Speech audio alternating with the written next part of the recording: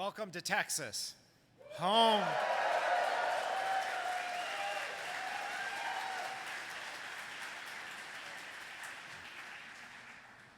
The home of Tesla.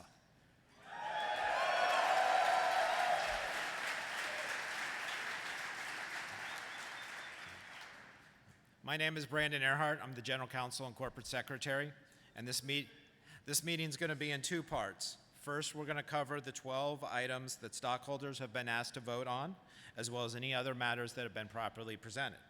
Second, our founder and CEO, Elon Musk, will provide a presentation.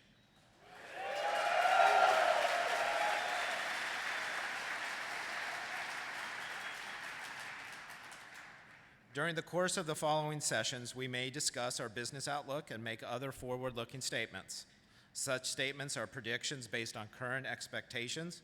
Actual events or results could materially differ due to a number of risks and uncertainties, including those disclosed in our most recent 10-K or 10-Q as filed with the SEC.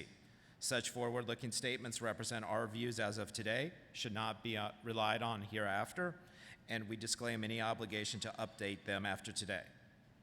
At this time, I'd like to thank members of the Tesla team and the board that are here in attendance.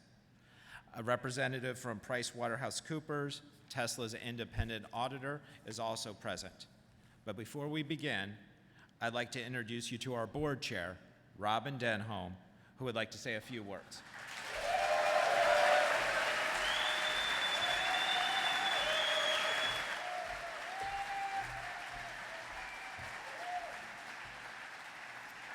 Thanks, Brandon, and hello, everyone. As chair of Tesla's board, I am honored to welcome you all to our home, Texas, for our annual 2024 annual shareholder meeting. And when I say I'm honored to welcome you, our shareholders, I truly am. No other company in the world has such a diverse, engaged, and supportive set of shareholders as Tesla. No other shareholder base understands its company like you do, nor is as committed to Tesla's mission to accelerate the world's transition to sustainable energy like you are. It is a shareholder base whose interests the board are proud to represent. It is also a shareholder base that understands that in order to accelerate the world's transition to sustainable energy and a sustainable energy economy, Tesla needs to develop the most revolutionary technologies, not only in autos, but in energy and artificial intelligence as well. Our achievements this past year are steps towards fulfilling our mission. Some highlights include the Model Y becoming the best-selling vehicle in the world in 2023.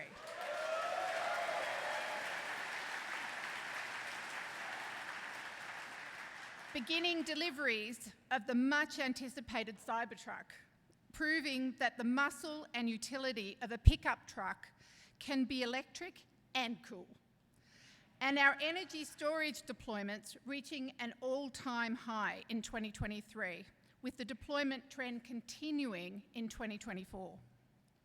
By using our products, Tesla customers avoided releasing over 20 million metric tons of greenhouse gas emissions in 2023. That is the equivalent of 51 billion miles driven by ICE vehicles, an increase of about 18 billion avoided ICE miles since 2022. But to continue the exponential growth in greenhouse gas emission avoidance, we not only have to get our products into as many customers' hands as possible, but we also need to increase the utilization of our products. And to help further with that goal, we released FSD Supervised, demonstrating that our approach to autonomy is scalable and that accomplishments in artificial intelligence, along with leveraging our existing production lines to get our next generation products to market faster, are essential to achieving our mission. We have made and plan to make further investments in hardware and software ecosystem to further advance our path to autonomy and set a course to realisation of robotaxis. But sustainability is not just about avoiding emissions. It needs to take into account the whole life cycle from the manufacturing of the products to the product's end of life. That is why we source responsibly. We design our manufacturing processes to use less water per vehicle than the industry average. And for the third year in a row, we power our supercharger network with 100% renewables energy.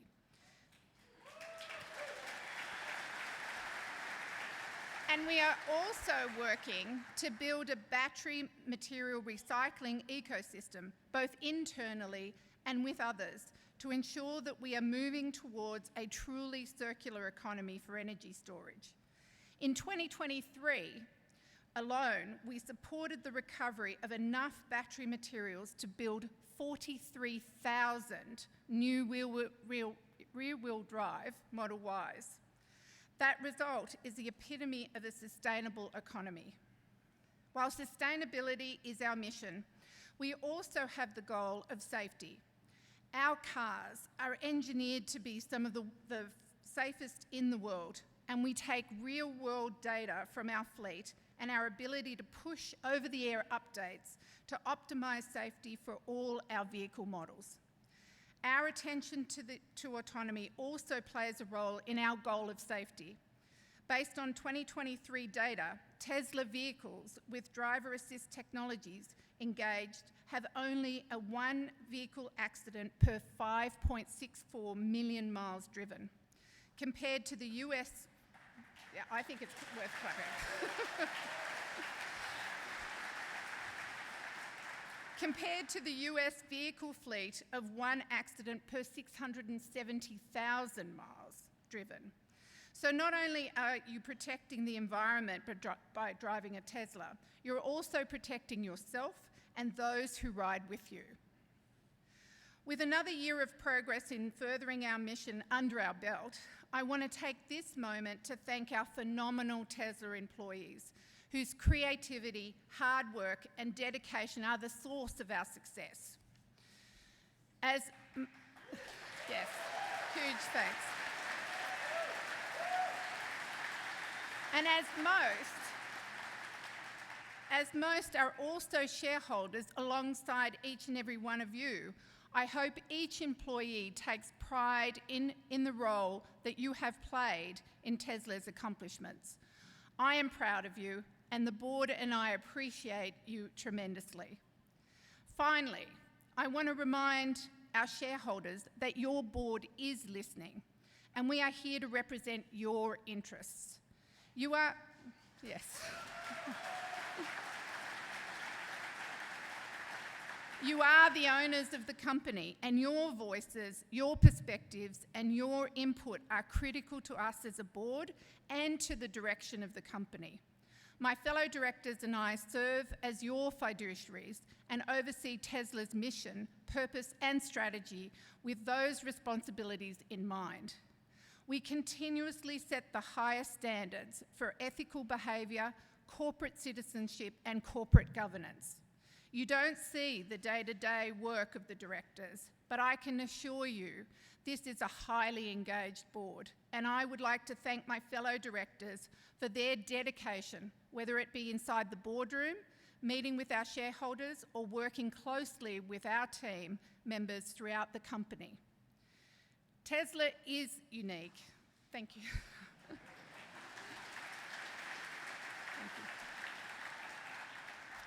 Tesla is unique in how active and large our retail shareholder base is, and we hope you here in this room and our shareholders joining us virtually today continue to take advantage of our shareholder platform to enhance your engagement with Tesla. I want to give a special shout out to our small but mighty IR team and legal team and everyone involved in running this year's proxy campaign, both inside and outside of Tesla.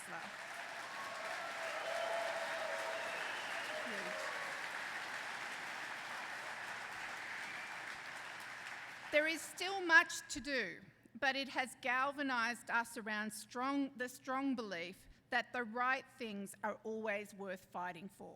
Thank you. And now I'll hand it back. Thank you. Now I'm going to hand it back to Brandon. Thank you.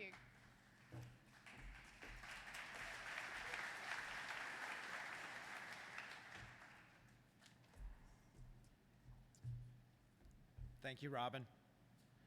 So I will now call the meeting to order. The time is now 3:40 p.m. Central, and I declare that the polls are now open.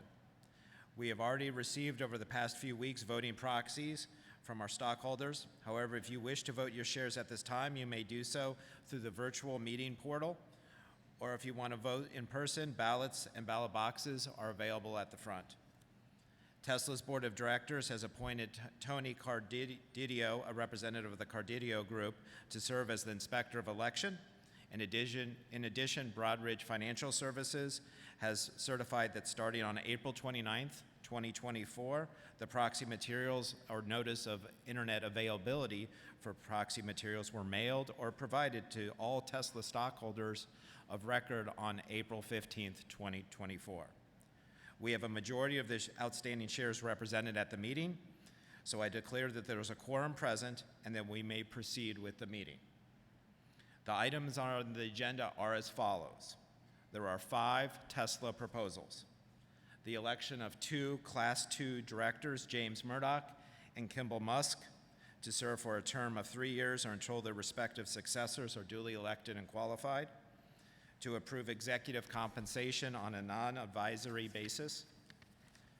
To approve the re-domestication of Tesla from Delaware to Texas via conversion.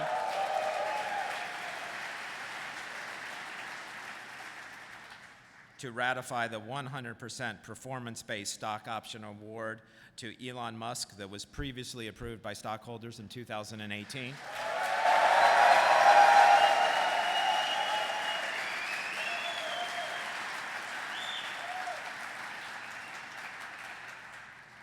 To ratify the appointment of PricewaterhouseCoopers LLP as Tesla's independent registered public accounting firm for the fiscal year 2024. Tesla's board has recommended that our stockholders vote for each of the 2 director nominees and for each of the 4 other Tesla proposals. We have also received 7 stockholder proposals that are described in the proxy statement. I would like to remind our stockholders that Tesla's board has prepared a statement in opposition to these proposals, which also appear in our proxy statement. So let's turn to those 7 stockholder proposals. The first one is an advisory vote regarding reduction of director terms to 1 year. Our board has recommended that our stockholders vote against this, as explained in the proxy. This stockholder proposal is proposed by Mr. James McRitchie, who has prepared a pre-recorded message. Thank you. We presented a similar proposal in 2021. 55% supported it, even though the board put up a competing proposal, accountability every other year instead of every year. Neither received the required 67% of shares owned. 90% of the S&P 500 have a declassified board. Most institutional shareholders will again support our proposal. Join them. The recent Delaware court case identified 3 legal deficiencies at Tesla. Directors were not independent, the facts of the pay plan presented to investors were misleading, and the board failed to negotiate properly. A major part of the cure is declassifying the board so shareholders can hold directors accountable or submit their own nominations. Matt Mascardi of Free Float calls proposal number 6 the most important vote today, since it may enable investors to change the board, bringing new skills and professionalism. John Chevedden's simple majority vote is the other crucial vote. Another important endorser is Nell Minow, co-founder of companies including proxy advisor ISS. The Musk premium is already eroding. Tesla is Musk's liquid piggy bank since it's publicly traded. His other companies are not. Either he sticks around long enough to use our shareholder capital to fund his other ventures, or he shifts his attention sooner if we reject his pay package and turn off the money tap. Bite the bullet. Prepare for a future that doesn't depend on a superhero dictatorship. We need to transition from a board dominated by friends and family to one of expert independent directors in engineering, software, and other relevant fields. Musk is a genius. I'm saddened to see him focus his attention elsewhere, but it is happening. Don't let him siphon off more from Tesla. We need to transition to a more democratic Tesla that can attract customers, employees, and shareholders seeking a better world ahead. Again, vote for number 6 and 7. Declassify the board for accountability. Lower the voting threshold for more flexibility. Vote now before the polls are closed. Your vote can make a significant difference in our future. Thank you. Right. Thank you. Thank you, Mr. McRitchie. As a reminder, the board's response was contained in our proxy statement. The second stockholder proposal is an advisory vote regarding simple majority provisions in our governing documents. Our board has recommended against and are set forth for the reasons in the proxy. This stockholder proposal is proposed by Mr. John Chevedden, who is on the line to present this proposal. Mr. Chevedden, I would like to invite you to speak. You will have 3 minutes. 3 minutes. Hello, this is John Chevedden. Proposal 7, simple majority vote. Shareholders requested the Board of Directors take the necessary steps so that each voting requirement in the Charter and bylaws that calls for a greater than simple majority vote be replaced by a requirement for a majority of the votes cast for and against such proposals, or a simple majority. This includes making the necessary changes in plain English.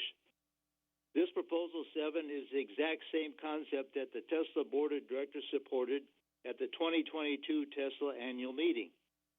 The 2022 Tesla Board of Directors proposal then won 98% support from the Tesla shareholders who voted, and the Board of Directors version of this proposal would have been adopted earlier if the Board of Directors had only made a slight effort to encourage more Tesla shareholders to vote for their proposal.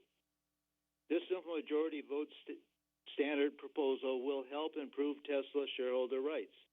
Tesla now scores a dismal 10 in shareholder rights, with 10 being the worst possible score. The Tesla Board of Directors supported this proposal concept in 2022 and should do so today. Shareholder rights and a simple majority vote standard are all the more important when Tesla has a CEO, Elon Musk, who is threatening to give less attention to Tesla and is threatening to withhold advanced technology from Tesla unless he gets a $56 billion paycheck.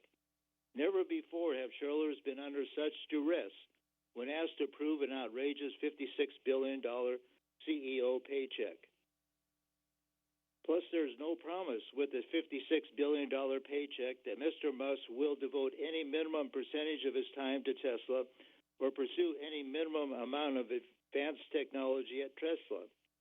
Russ Gerber of the investment firm Gerber Kawasaki said, "I believe the Tesla Board of Directors is the most conflicted, least independent, and most incapable Board of Directors in the history of business. Please vote yes. Simple majority vote, Proposal 7. Thank you, Mr. Chevedden. As a reminder, the board's response is set forth in the proxy. Our third stockholder proposal is an advisory vote regarding annual reporting on anti-harassment and discrimination efforts. Our board has recommended against for the reasons set forth in the proxy. This stockholder proposal is proposed by the New York State Common Retirement Fund as the lead filer, which has requested that Dr. Kristen Hall, as representative for Neo Impact Capital as co-filer for this proposal, present this proposal. Dr. Hall, I would like to invite you to speak. You have 3 minutes. Thank you. Hello, I'm Dr. Kristen Hull of NEA Impact Capital. I'm here on behalf of lead filer, New York State Comptroller Thomas D. Paoli, trustee of New York State Retirement Fund, owner of Tesla shares valued at over $650 million as of March of this year. And I'm here as a co-filer of Proposal 8. The fund is a significant long-term owner of Tesla and has an explicit focus on investing in climate solutions. Longview Large Cap Fund, through its trustee Amalgamated Bank, AP7, and Arjuna join us in filing this resolution. Our firm name, NIA, means intention and purpose. We invest only in those companies we see building toward a better world, a sustainable and inclusive future. As the founder of NIA, I had been proud in our early ownership of Tesla. I saw the potential and the need for innovation in the automotive and the clean energy market space. However, when looking under the frunk, we find failures in workplace management, one of the most important components of any business.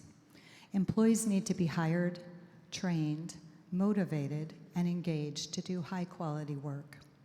And we need those employees to be able to contribute to their top ability. To do so, they must feel both physically and emotionally safe at work. Investors are requesting the report outlined in Proposal 8 because workplace abuse, harassment, and discrimination have no place at Tesla. They can result in substantial costs, including employee turnover, increased absenteeism, and reduced productivity, as well as legal costs, all of which can impact shareholders' investments in the company. They may also lead to difficulties in recruiting high-quality employees, something that Tesla needs to remain innovative and at the forefront of a quickly moving technological landscape. We have expressed concerns about Tesla's workplace for years. And year after year, more harassment and discrimination allegations have emerged with few visible improvements in Tesla's people management policies or practices to assuage our concerns. Lawsuits and class actions before Tesla now involve thousands of employees, with allegations including repeated use of racial epithets by managers and employees, segregation and discrimination against non-white employees in job assignments, pay and promotion, and retaliation when employees report their experiences. These concerns are why I now formally move Proposal 8, requesting that Tesla's board commission an independent report on the effectiveness of the company's efforts to prevent harassment and discrimination within this revolutionary and innovative workspace. Thank you. Great. Thank you, Dr. Hall. The board's response is set forth in the proxy materials. Let's turn to the fourth stockholder proposal, which is an advisory vote regarding the adoption of freedom of association and collective bargaining policy. Our board has recommended against for the reasons set forth in the proxy. This stockholder proposal is proposed by SOC Investment Group, whose representative Tezel Patel has prepared a pre-recorded message. Hello, I'm Tezel Patel, the Executive Director of the SOC Investment Group, and I hereby move Proposal 9, a shareholder proposal requesting that Tesla Board of Directors adopt and disclose a non-interference and collective bargaining policy that upholds international labor rights standards in its operations. This resolution was submitted with other co-filers, and we are concerned that Tesla's existing policy fails to clearly explain how conflicts between international and local labor law will be resolved, and because of clear indications that Tesla is not adhering to its current policy despite the operational, legal, human capital management, and reputational risks involved. We recognize that Tesla revised its global human rights policy in April 2023 to explicitly refer to the rights of workers to free association and collective bargaining, but these revisions were fatally compromised. The statement committing to respect these rights includes the qualifier in conformance with local law, rather than referencing the often higher international human rights standards, suggesting that Tesla respects these rights only as explicitly required by local laws. Numerous signs suggest that Tesla is not respecting its workers' fundamental rights. In Sweden, Tesla has faced months-long strikes and boycotts over what has been characterized as a refusal to bargain. Moreover, as part of its reporting on the situation, Reuters wrote that Tesla has a policy of not signing collective agreements, which, if true, would directly contravene the company's current policy. In Germany, Tesla faces allegations of refusal to bargain and poor working conditions. In the United States, Tesla has had adverse decisions by the full National Labor Relations Board and the U.S. Fifth Circuit Court of Appeals over labor rights violations. Just last month, the NLRB issued a complaint alleging that restrictions in Tesla's workplace technology policy served to unlawfully discourage employees from joining unions or acting concertedly. It is also relevant for shareholders to consider the broader human capital management risks Tesla faces, including reports of higher health and safety violations and injury rates than peers, and numerous lawsuits alleging of hostile work environments. Freedom of association and collective bargaining are considered enabling rights, meaning that they empower workers to effectively advocate for additional labor rights, including the right to a safe and healthy workplace free from discrimination. The adoption of a comprehensive labor rights policy that clearly articulates a commitment to non-interference, good faith collective bargaining, and adherence to higher international standards would help Tesla better mitigate these human capital management risks, as well as operational and reputational risks, like we are seeing in Sweden. Therefore, we urge you to vote for item 9. Thank you. Thank you, Ms. Patel. The board's response is set forth in the proxy. The fifth stockholder proposal is an advisory vote regarding reporting on effects and risks associated with electromagnetic radiation and wireless technologies. Our board has recommended against for the reasons set forth in the proxy. This stockholder proposal is proposed by Lendrell Purcell, whose representative, Dr. Devra Davis, has prepared a pre-recorded message. I am Deborah Davis, founder of Environmental Health Trust. I am speaking with you today on behalf of shareholder Lendrell Purcell regarding her proposal seeking an annual report on the risks from magnetic fields and wireless radiation in their products. I'm also speaking on behalf of millions of young children, infants and toddlers, and pregnant women who are more vulnerable to wireless radiation, according to the American Academy of Pediatrics. I'm the founding director of the Board on Environmental Studies and Toxicology from the National Academy of Sciences, and I've published more than 220 scientific articles on environmental health and have concluded, along with hundreds of other experts, that current exposures to non-ionizing electromagnetic fields, called EMF, constitute a serious and unrecognized public health risk. Tesla vehicles operate with a 1,200-pound battery that emits magnetic fields and also uses wireless equipment such as Wi-Fi and radar emitting wireless radiation.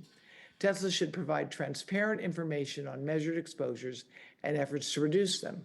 The World Health Organization has concluded that both low levels of EMF and microwave or cellular radiation are, quote, possible carcinogens, the same category as some pesticides and gasoline. The companies that provide secondary insurance, like Lloyd's of London and Swiss Re, have long considered electromagnetic fields to be uninsurable, comparable to asbestos, due to potential health and environmental damages. Tesla shareholders have a right to know how the company insures itself against such risks. The fact that current levels may be legal does not mean they are safe. In fact, U.S. regulations were set more than a quarter century ago. It has been 3 years since the U.S. Circuit Court of Appeals for the District of Columbia determined that the FCC had been, quote, arbitrary and capricious in its failure to consider all of the science and refusal to update wireless limits.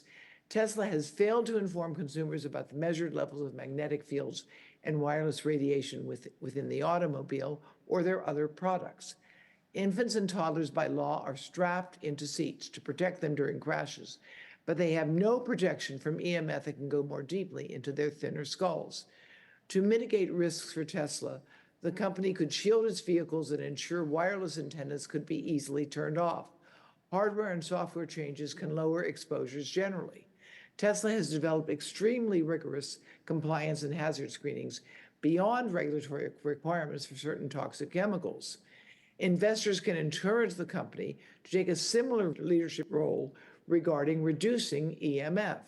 It's time for the company to unambiguously compete on safety regarding wireless radiation and non-ionizing radiation emitted by its products. Thank you. Thank you, Dr. Davis. The board's response is set forth in the proxy. Let's move on to the sixth stockholder proposal, which is an advisory vote regarding adopting targets and reporting on metrics to assess the feasibility of integrating sustainability metrics into senior executive compensation plans. Our board has recommended against for the reasons set forth in the proxy. This stockholder proposal is proposed by Tulip Share Securities Limited, whose representative, Constant Ricketts, has prepared a pre-recorded message. Good afternoon. Fellow shareholders, thank you for your time. I'm Constance Ricketts, and today I'm speaking on behalf of Tulip Share in support of Proposal 11, urging Tesla to integrate sustainability metrics, including diversity among senior executives, into executive compensation plans. This proposal calls for robust, quantitative targets and transparent reporting to both resolve executive pay plan controversies and ensure our company's long-term stability and success. Diversity and independence in leadership are essential for innovation and enhanced decision-making, while sustainability metrics in executive compensation reflect alignment with regulatory pressures, investor expectations, and responsible business practices. Despite 75% of S&P 500 companies incorporating sustainability metrics into executive pay plans, Tesla fails to do so. This is especially concerning given our mission to accelerate the world's transition to renewable energy.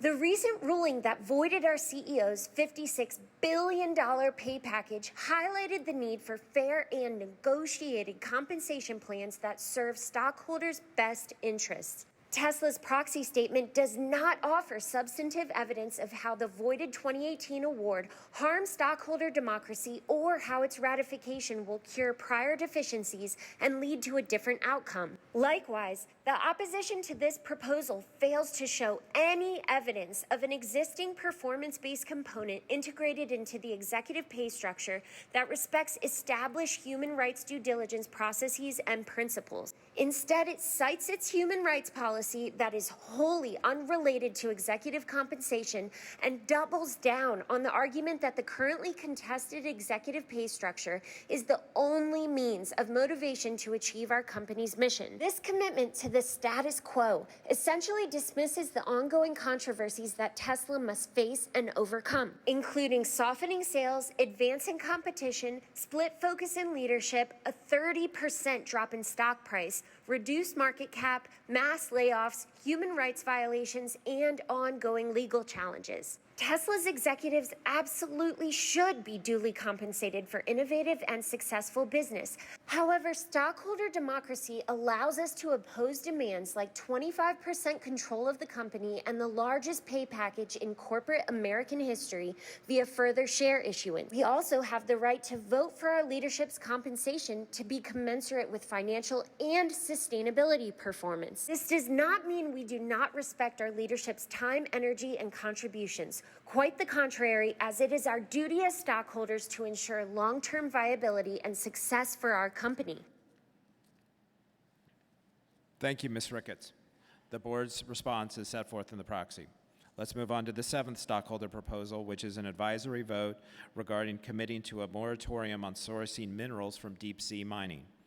Our board has recommended against for the reasons set forth in the proxy. This proposal is proposed by As You Sow, whose representative, Elizabeth Levy, has also recorded a pre-recorded message. Good afternoon, Chairman, members of the board. My name is Elizabeth Levy, representing As You Sow, speaking on proposal number 12. We know more about the surface of Mars than we do about the bottom of the ocean. Even so, a new industry is moving forward to exploit the deep sea. We believe this industry poses risks to Tesla now and into the future. Deep-sea mining is the process of dredging the ocean floor to extract battery-related minerals. It will indiscriminately destroy habitats and obliterate life in its path. Seabed mining could release carbon stores and toxic sediment plumes, poisoning marine food chains and disrupting sea life breeding and migration. The deep sea is complex and abundant with life. Its ecosystems are slow-growing and fragile, with little to no ability to recover from outside disturbance. Plans are moving forward to launch the process for commercial-scale deep-sea mining with or without regulation. Tesla's membership in the OECD and IRMA mining protocols does not resolve this issue, as neither currently applies to mining in the deep sea. Over 800 marine science and policy experts, 25 countries, 72 indigenous groups, and 48 companies are calling for a ban, moratorium, or precautionary pause on deep-sea mining. This includes Tesla's competitors BMW, Renault, Rivian, Volkswagen, and Volvo. Even General Motors has stated it does not plan to use deep-sea mine minerals. Our company's public stance on deep-sea mining matters. Tesla is the face of the EV transition, and its ambiguous position on deep-sea mining could drive investment in this controversial industry. Conversely, a clear stance restricting Tesla's use of deep-sea minerals can drive innovation in battery mineral tech, recycling, and circularity. With these technologies, even the most ambitious future EV use scenarios could be met without harming the deep sea. Tesla's failure to take a stand on deep-sea mining, combined with the fact that a former Tesla board director is now serving as a board member and special advisor to the CEO of the metals company, the very company leading the charge on deep-sea mining, raises concerns. Such a relationship appears to imply that Tesla supports the metals company in its deep-sea mining activities. Committing to a moratorium will clarify expectations and reduce reputational harm to the company, assuring customers and investors that Tesla will indeed wait until science shows deep-sea mining will not cause significant or irreparable damage. Thank you. Thank you, Ms. Levy. The board's response is set forth in the proxy. Please note that now is the final opportunity to submit any votes in order for them to be counted. I declare that the polls are now closed.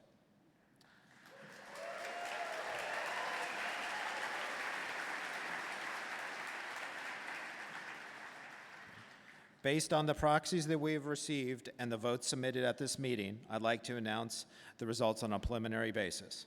With respect to the 7 stockholder proposals, our stockholders have approved the recommendations of the Tesla board on all of them except for Proposal 6 regarding director terms and Proposal 7 regarding simple majority voting. Now moving on to the 5 Tesla proposals. First, our stockholders have approved the election of our 2 Class II directors, James Murdoch and Kimball Musk, to serve for a term of 3 years and until their respective successors are duly elected and qualified.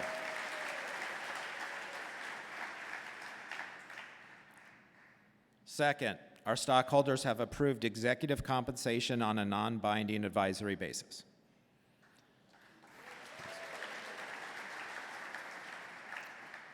Third, our stockholders have approved the ratification of appointment of PricewaterhouseCoopers LLP as Tesla's independent registered public accounting firm for the 2024 fiscal year. Fourth, our stockholders have approved the redomestication of Tesla from Delaware to Texas.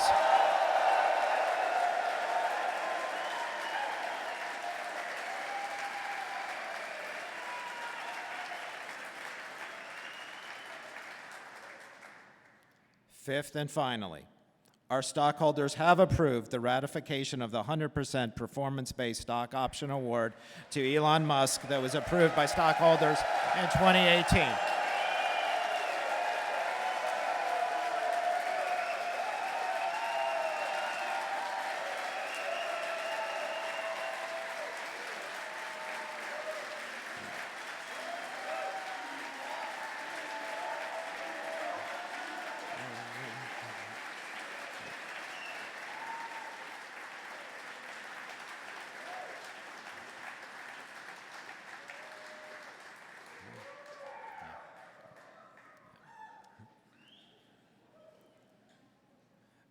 The meeting is now closed, and with that, Tesla shareholders, let's welcome Elon Musk.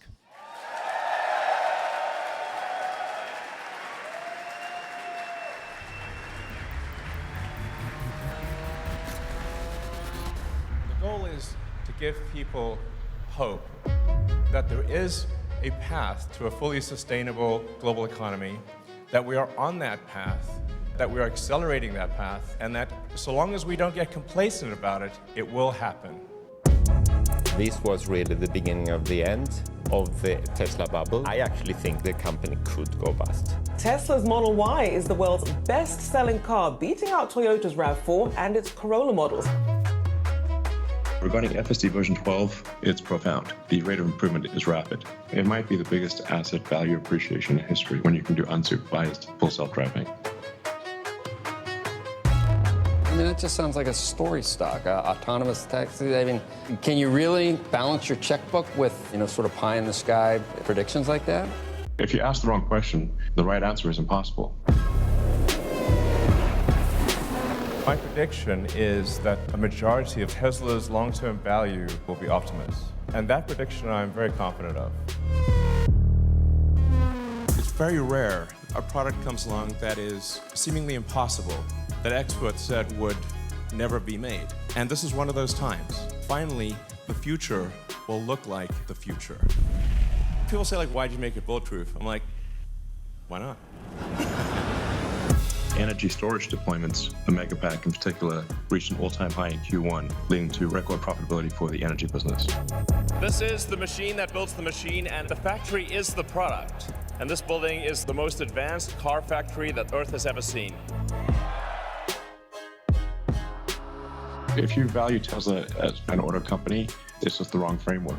If somebody doesn't believe Tesla's going to solve autonomy, I think they should not be an investor in the company. But we will. And we are.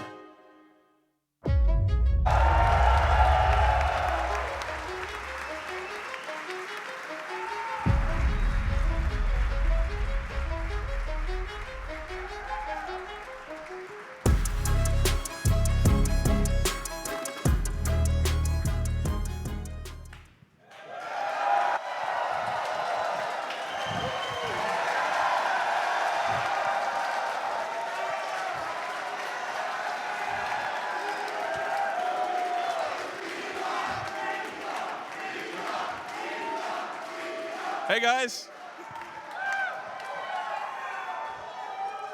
Welcome to the Tesla shareholder meeting.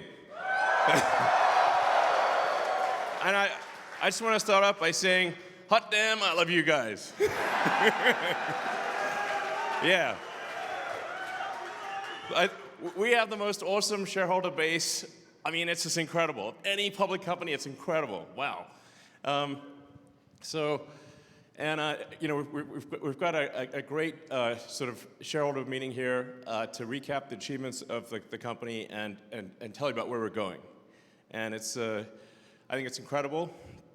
I think we're not just opening a new chapter for Tesla, we're starting a new book.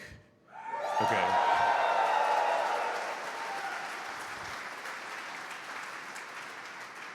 So those of you who have been following Tesla closely understand, you get it,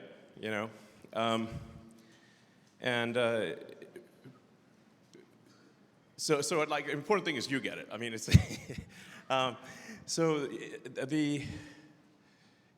where things are going, I think, is just going to be absolutely mind-blowing. We're obviously making great progress in solving the sustainable energy problem, with electric vehicles, with stationary storage, with solar, and then I think in terms of the value of the company, autonomy is just such a mind-blowing thing that, like I said, you guys understand, but I think most of the world does not yet understand. So, in talking to a lot of the sort of the big institutional investors, when they're often in New York and they don't drive cars, so I'll be like, have you driven our car? Or have you tried self-driving? The version 12.3, and they're like, oh no, okay, well you should try it. That would be a good thing to do. And if you just plot the points on the curve of how well autonomy is progressing, and just believe the curve. It's headed towards unsupervised full self-driving very quickly at an exponential pace. If you just, yeah, I mean, yeah, so.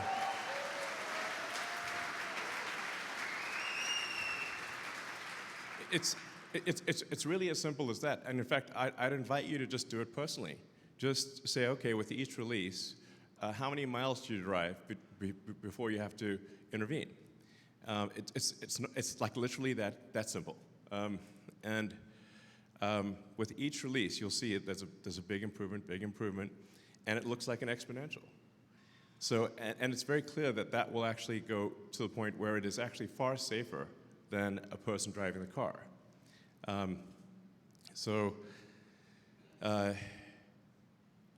I have some insight into the next releases, because we've got basically for every release that's on the road, we kind of see what the next generation release is and a little bit about the release after that. So we have some insight into where it's going, and it's really amazing. No question whatsoever that will far exceed human safety. Yeah, no question. So, and I think I have mentioned this, but like sometimes it's like helpful to sort of reiterate and connect some of the dots, because sometimes people wonder, well, how do you go from this big fleet to actually monetizing the fleet in an autonomous situation? And it's actually a combination of it's like Airbnb and Uber to some degree. So like there'll be some cars that Tesla owns itself, it's kind of like an Uber fashion.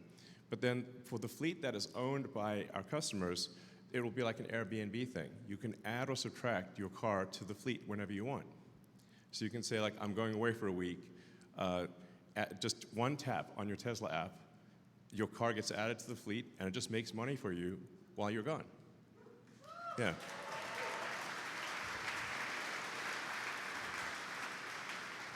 So you can say you can add it to the fleet for a few hours, for a few days, for a few weeks. Whenever you want it back, you can say, come back, and car will come right back. And I'm highly confident that it will far exceed the value, like the revenue made by the owner of the car will far exceed the actual monthly payment. And then Tesla will obviously take a rev share on that, but most of the money will go to the owner of the car. And this is actually going to work. This is what will happen. So I mean, mark my words, this is simply a matter of time. Now, admittedly, I'm a little optimistic sometimes. So I don't have complete lack of self-awareness. But if I wasn't optimistic, this wouldn't exist. This factory wouldn't exist,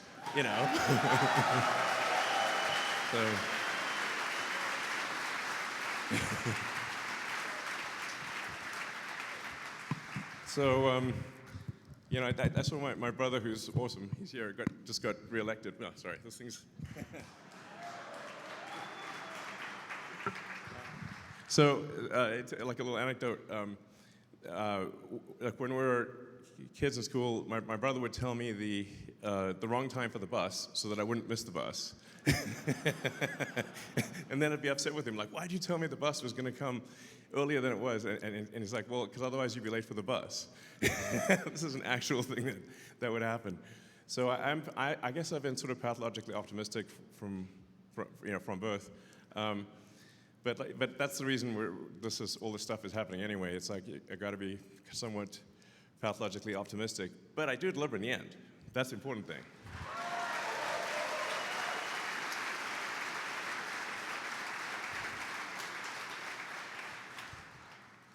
So yeah, and it's really just going to be something else. I mentioned this before, but like for ARK Invest, I'd recommend reading the ARK Invest analysis. That's the most accurate. There may be more accurate ones, but the most accurate sort of analysis of the potential of autonomy. The most accurate that I'm aware of is Kathy Wood's ARK Invest. And if I recall correctly, they predicted somewhere over a $5 trillion valuation for Tesla, just based on vehicle autonomy, not counting Optimus. Yeah. Yeah. I agree with that. So I think just based on vehicle autonomy, we can 10x, more than 10x the value of the company. I believe that's what will happen. Yeah, no, it's just what do you know? It's 4:20 p.m. I just noticed that. So, you know.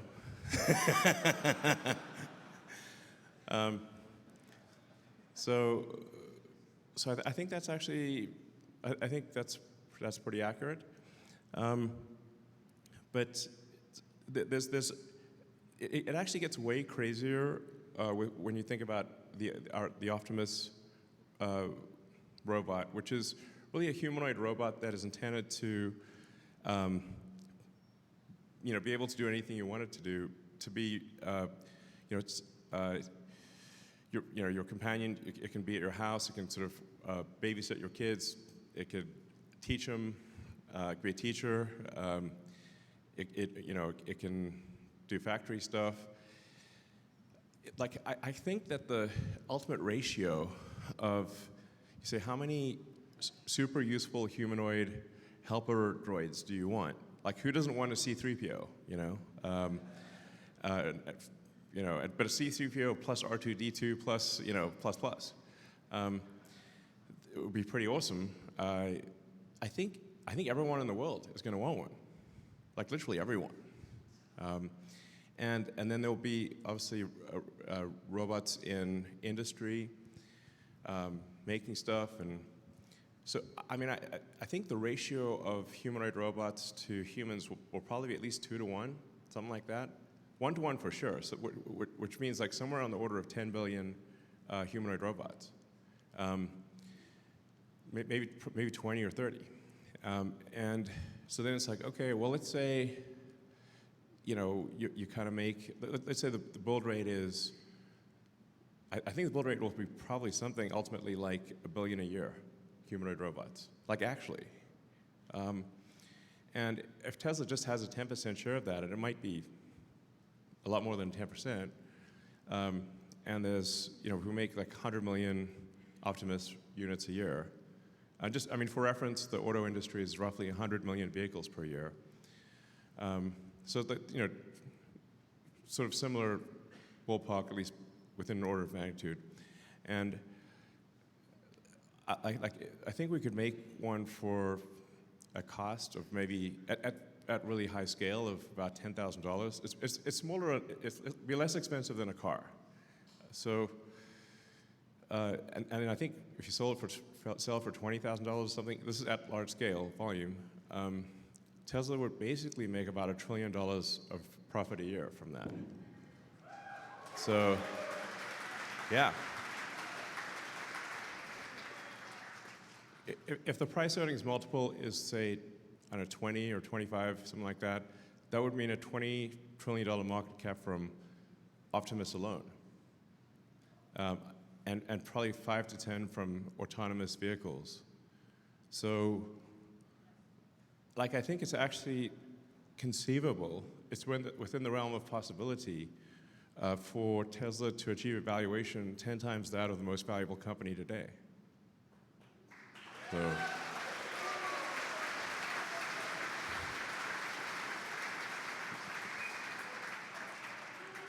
So when I say this is like we're starting a new book, I mean it's going to be the best book. Next level, next level. Now we need to make sure these robots are nice to us, and that's very important. Yeah. So anyway, so with that, let me get into the presentation. Blah blah blah blah blah blah blah blah.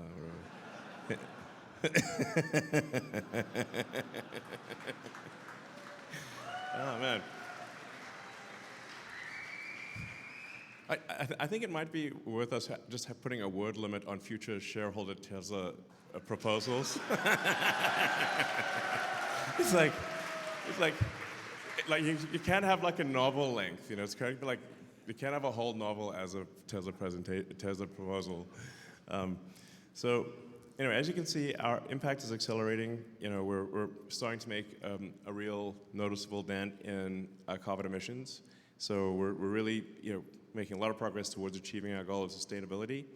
And one of the effects of autonomy is going to be an even greater effect on carbon emissions, because I suspect that we'll go from passenger cars having about 10 hours of usage per week, about an hour and a half per day, to probably a third of the hours in the week, maybe 50, 55 hours, which means the same car will be used 5 times more often. So you need a certain amount of resources to make the car, but it'll have 5 times the usage, in my opinion. I think that's quite likely, which will be an even more dramatic impact on carbon emissions. So, we care a lot about sustainable manufacturing. Our factories are beautiful. Like, you walk around the factory, it's actually, contrary to these, like, what you read in the press, it's like a good vibe in the factory. Like, people are smiling and happy. It's like, it's nice. So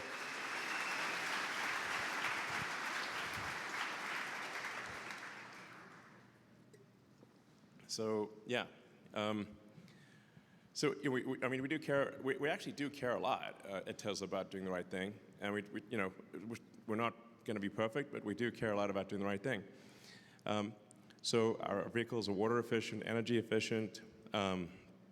We try whenever possible to use renewables for powering the factory, and do our best to do the right thing. Our batteries are lasting a lot longer. I got too many things in my hand. Anyway, the batteries are lasting a lot longer, which is good. Safety is good in the factory.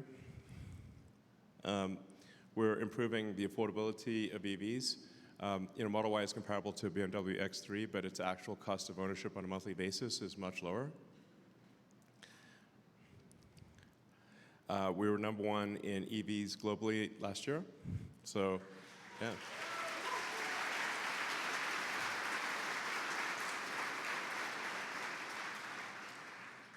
So, yeah.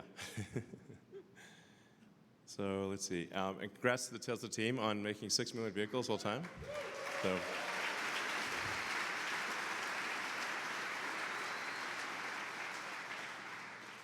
So the Tesla fleet is really becoming very substantial. It's going to be 7 million vehicles by the end of this year, over 7 million vehicles.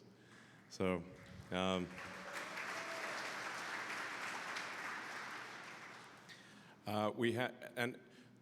factory in Fremont is currently the highest volume auto factory in North America. So, and we broke the prior production record from when it was NUMMI. So it's actually pretty wild that we have a giant car factory in the San Francisco Bay Area. It's not exactly the cheapest place to have a car factory. It's like that in the Swiss Alps or something, But we still managed to make great cars at high volume, and that's a testament to the great team we've got in Fremont. So congrats to the Fremont team.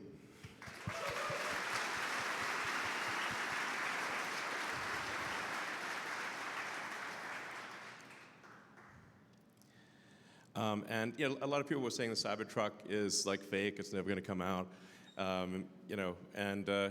Now we're shipping a lot of Cybertrucks. We hit a weekly record of 1,300.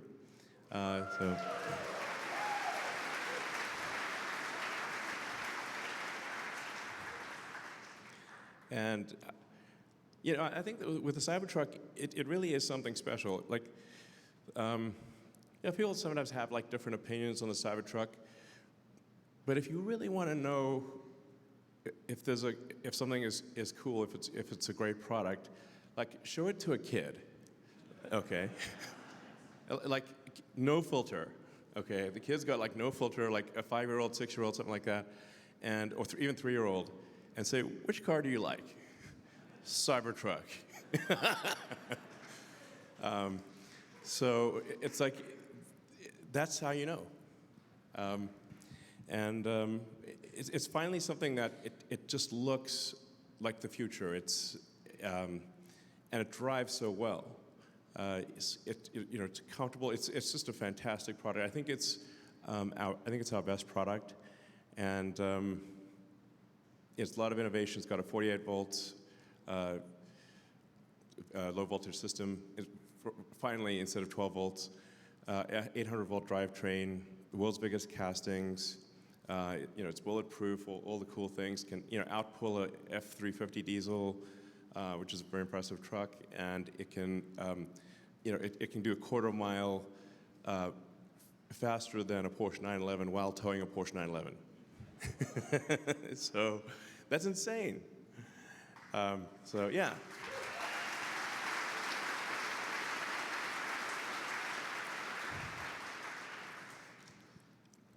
And if you think about it, like how often do companies make products that move your heart, that are really special? It's so rare, and I think this is one of them. So yeah.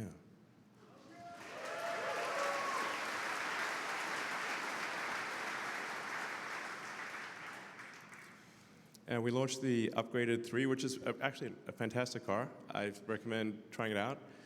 It's really a great car.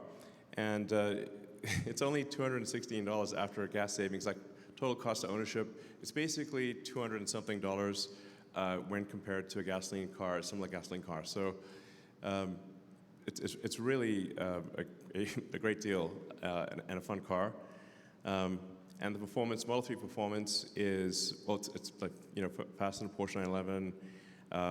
It's just a great car. So, yeah. So, yeah. Yeah.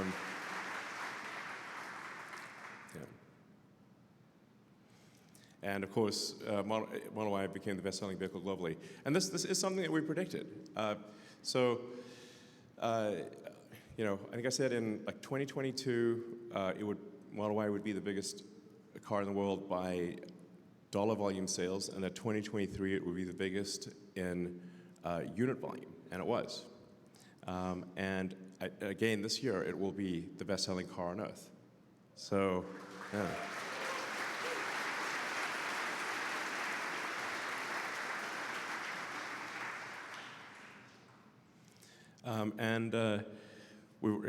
Obviously we've got the Tesla Semi. We're in low volume production of the Tesla Semi, and just last week I approved the plans for volume production of the Tesla Semi.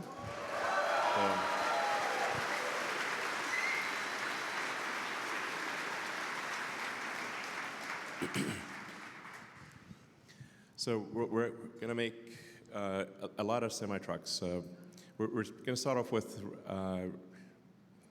it's something, I think it'll actually move the needle financially. It's not like, it's not a small thing.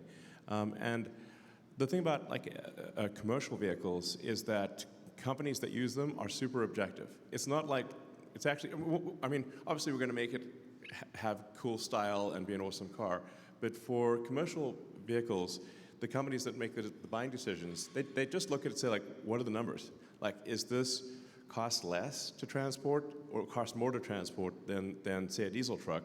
And the thing is that the economics are much better than a diesel truck. It's kind of basically a no-brainer. If you're a transport company, you don't use the Tesla electric Semi, you're just losing money. Why would you do that? Do you not like money? Okay. But if you do like money, then I recommend using the Tesla Semi. And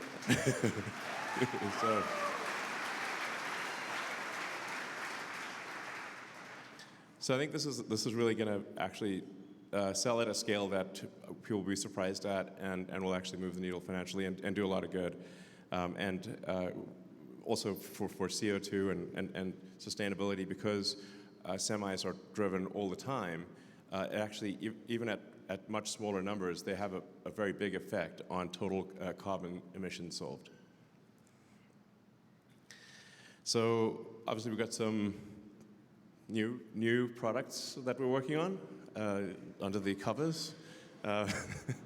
And I think these are, I think these are going to be pretty special. So, some of them, I think people maybe at first may think, oh, it's not going to be that amazing, but just wait. It will be. So.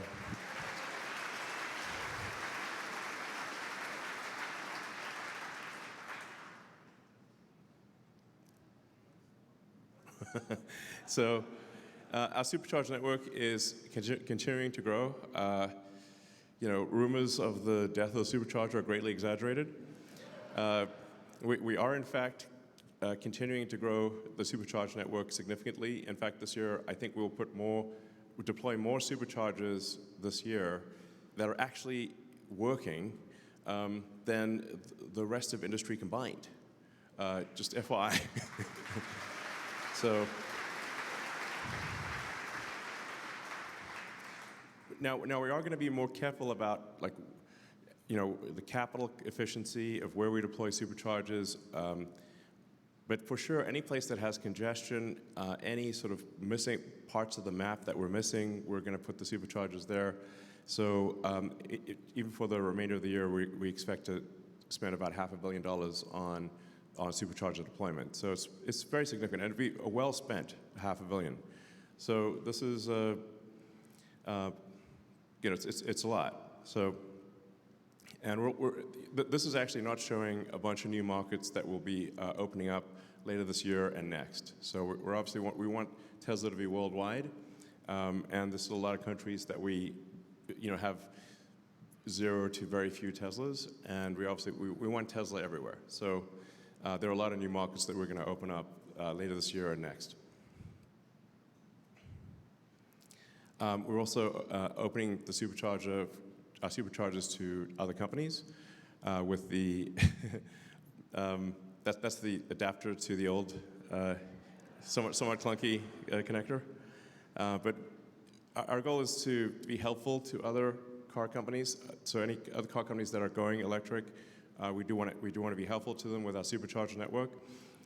So we're providing them with adapters and enabling them to have access to the Tesla supercharging network because we think it's better to do that than to create a walled garden that inhibits EV growth.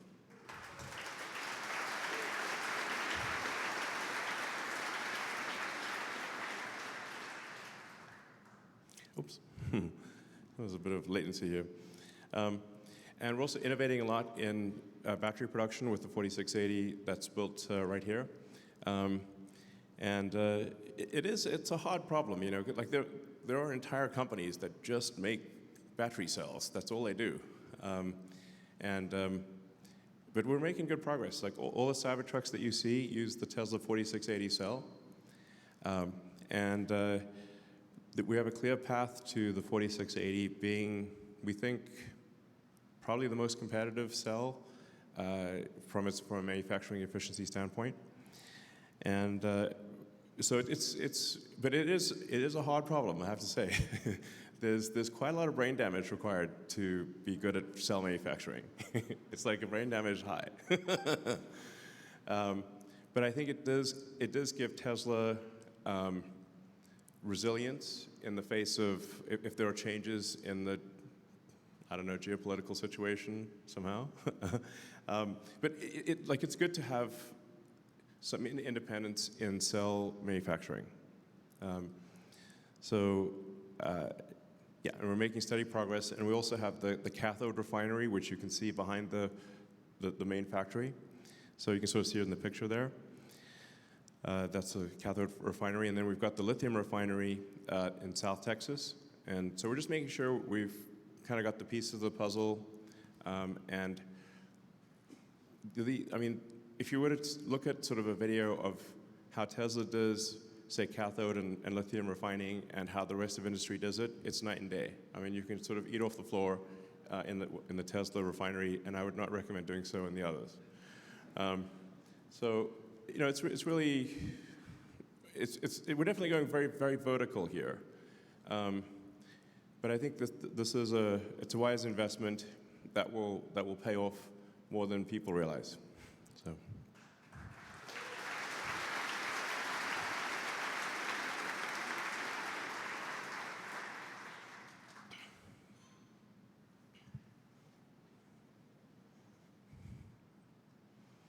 I don't think this thing's working.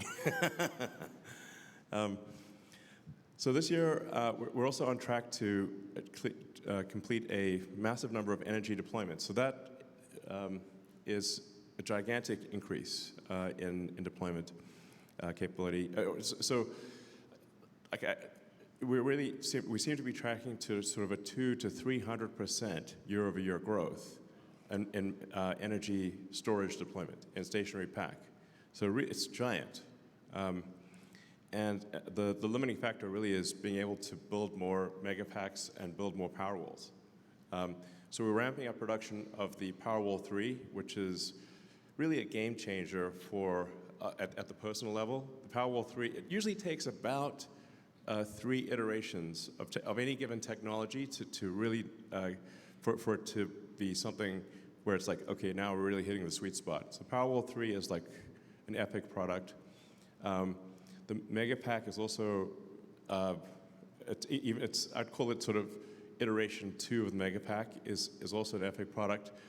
With the Megapack 3, which is, I don't know, probably a couple years away, we'll start actually absorbing more and more of the substation of the sort of power electronics. So, because I sort of think you want to get to the point with the Megapack where you can literally just take the high voltage power lines and plug them in. There's no substation. We just plug them in. Just drop them down and drop it down and plug it in. And now it works. Which is like mind blowing for the utility industry, by the way. Like, they're like, what? Yeah, you just plug the wires in and it'll work. For very high voltage. So that I think is actually going to be a major. So this is anyway. So yeah, this is great. Excellent work by the energy storage team.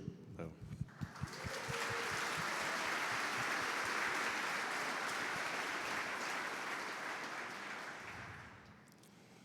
Services and other are also looking good. So we're actually now making money on the services and other stuff.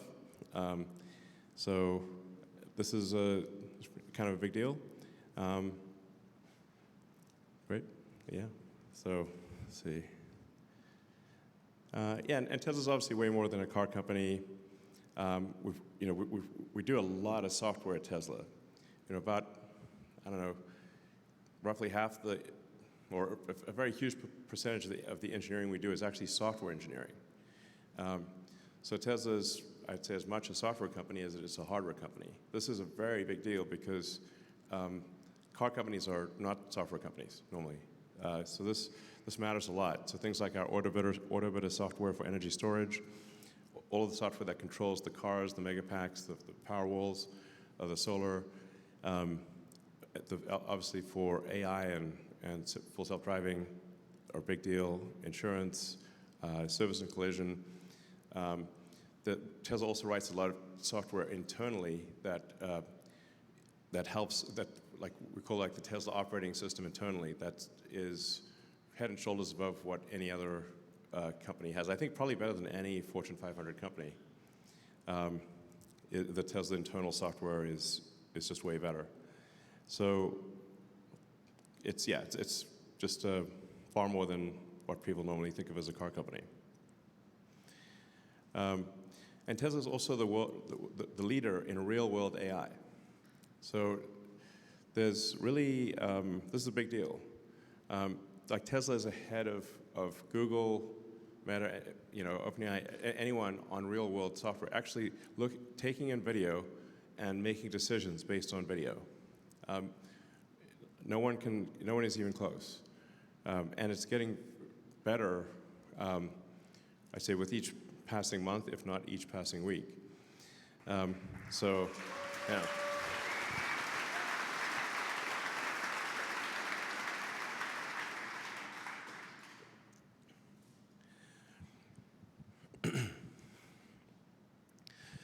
And it's also worth noting that Tesla is actually pretty good at chip design.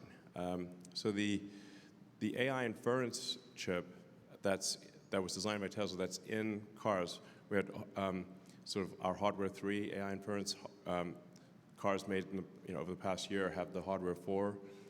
We've just completed design on hardware 5, which we're now calling AI 5, because it's really is there still actually is not a chip from NVIDIA or from, and I have a lot of respect for NVIDIA, from any company that we would prefer to put in our car that is better than what we have in the car.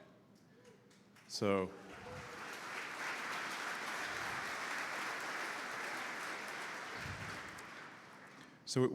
we started from scratch in chip design, just as we started from scratch in AI software, and have the best real-world AI software and the best AI inference chip in the world from nothing.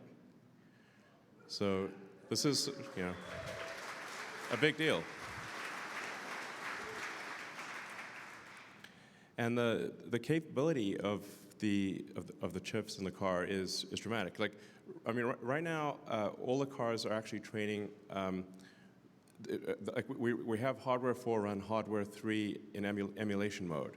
So we'll continue to make significant progress in hardware 3, but later this year we'll actually bifurcate, continue working on hardware 3, so on training on hardware 3, but then do separate training on hardware 4. That'll be the sort of training cluster that we're building at the south side of the Gigafactory, and that'll be dedicated hardware 4 video and inference. And so the hardware 4 has cameras that have about 4 or 5 times better resolution, and depending on how you count the sort of hardware 4, it's about anywhere from 3 to 8 times better than hardware 3. So, but everything you're seeing thus far is just hardware 3, and we still have a long way to go before we reach the limits of hardware 3. So hardware 3, I think will do amazing things, but hardware 4, I think will probably do about 5 times better. Then hardware 5, which comes out in about 18 months or so, is 10 times more capable than hardware 4. It's like sort of, if you know NVIDIA hardware, it's sort of a B200 class computer.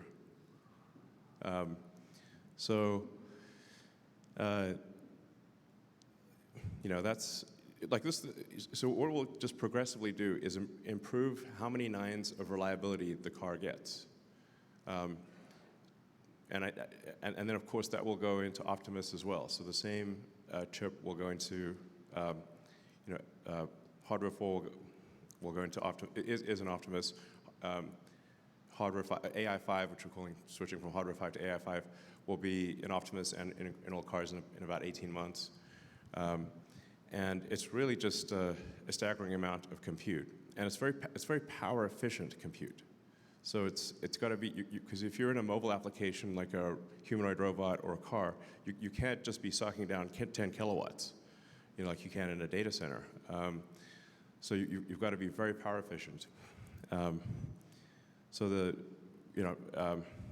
sort of hardware 3 and 4 are only a few hundred watts. Yeah, this is hard.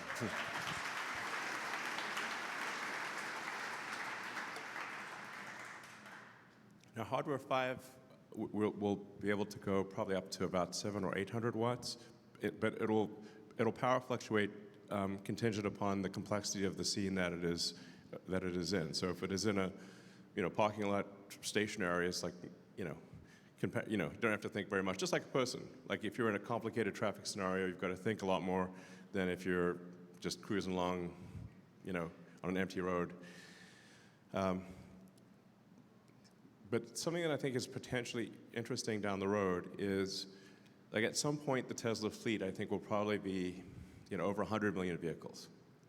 And if each vehicle has a kilowatt of efficient inference compute, I think there's sort of an Amazon Web Services, AWS type opportunity, because if you've got 100 million vehicles with a kilowatt of efficient inference compute, you've got 100 gigawatts of compute. Like 100 gigawatts of compute is a lot, and it's distributed all over the world. So when the car is not in autonomous mode, which I think probably is, or doing robotaxi work maybe 50, 60 hours a week, but at 100 hours a week, it's not. It's probably stationary. So there's 100 hours of 100 gigawatts of inference compute, which I think we should use. Why not? When people looked at Amazon, which started out obviously as an online bookseller, and it's done,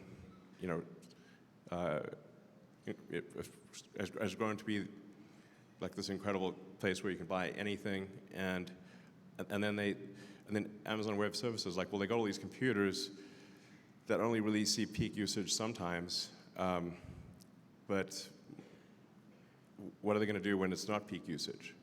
And sometimes the Amazon servers are down like 10%. So that's when they said, well, let's do Amazon Web Services. And then Amazon Web Services became more valuable than the entire rest of Amazon. And I think there's some kind of opportunity there that's pretty significant for Tesla down the road. Again, that's really, nobody's really factoring that in. But I think that actually will be quite significant. We also are no longer compute constrained for training.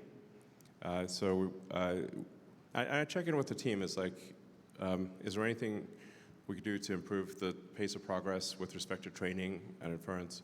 And currently that is not the limiting factor. In fact, the limiting factor right now is that the amount of miles between interventions is so long that it takes quite a while to figure out which version is better than the other version, because none of them are requiring any interventions. So it's like, if you start getting to like thousands of miles between interventions, or you're like 10,000 miles to get an intervention, then the average person only drives about 10,000 miles in a year. And if it's in an urban environment, and the average speed is 20 miles an hour, so our professional test drivers get pretty bored, frankly. They're like, okay, I drove all week, and there was no intervention. Like the highlight of the week would be like, yes, an intervention, finally. It's like getting to that point. So this is where actually having a giant fleet is extremely important, because we can deploy a new FSD model and run it in shadow mode and see how well it performs. Compare how the human drives the car versus the new self-driving build, and then analyze that delta in shadow mode, like the shadow knows, or doesn't know, as the case may be, and then be able to assess by getting billions of miles very quickly with the giant fleet. Like that, basically, that data engine is incredibly helpful. Actually, it's not possible to solve the self-driving problem without having millions of vehicles on the road. So that's actually is like figuring out clever ways to test how good the next FSD build is actually the limiting factor right now. And then, of course, like I said, we are building another training data center right here, which will be dedicated to Hardware 4 training. So we'll bifurcate Hardware 3 and Hardware 4 training later this year. We'll keep improving Hardware 3, but we're going to uncork the full capability of Hardware 4 as well. So, yeah.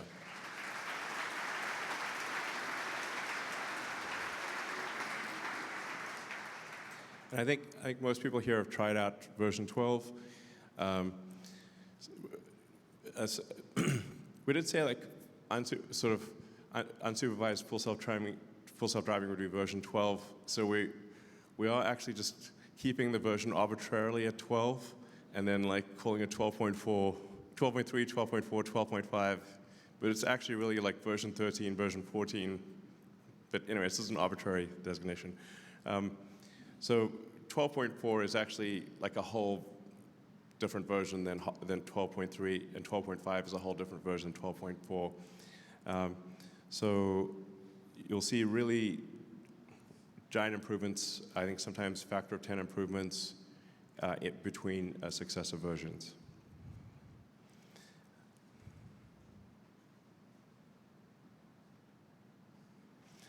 And then, as I mentioned, the way it'll work for the existing fleet is you'll be able to add or subtract your car to the fleet as you'd like. And there will also be Tesla-owned cars. So it'll be a combination of like Uber plus Airbnb. But it'll be pretty wild that there'll be a software update, and then the whole fleet suddenly becomes accessible. It's like suddenly you've got 7 million, 10 million cars that can, ultimately tens of millions of cars that can do autonomous driving, and instead of being used 10 hours a week, can be used 50 or 60 hours a week.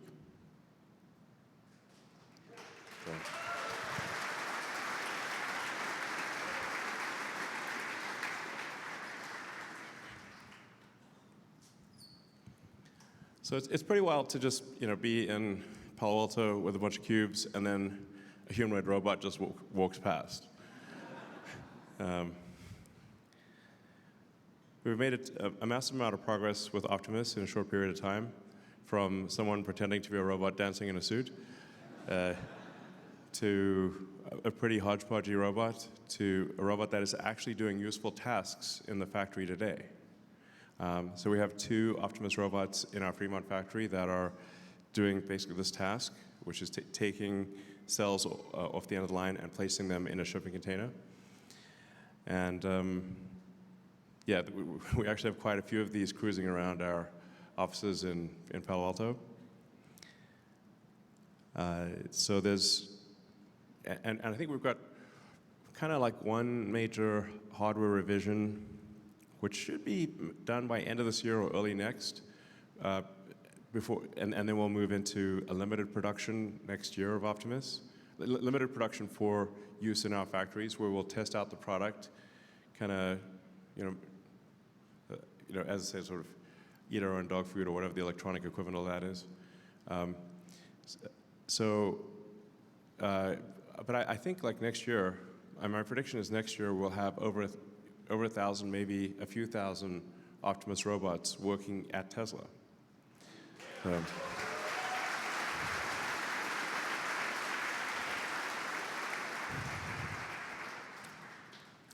And things are going to scale up very rapidly from there.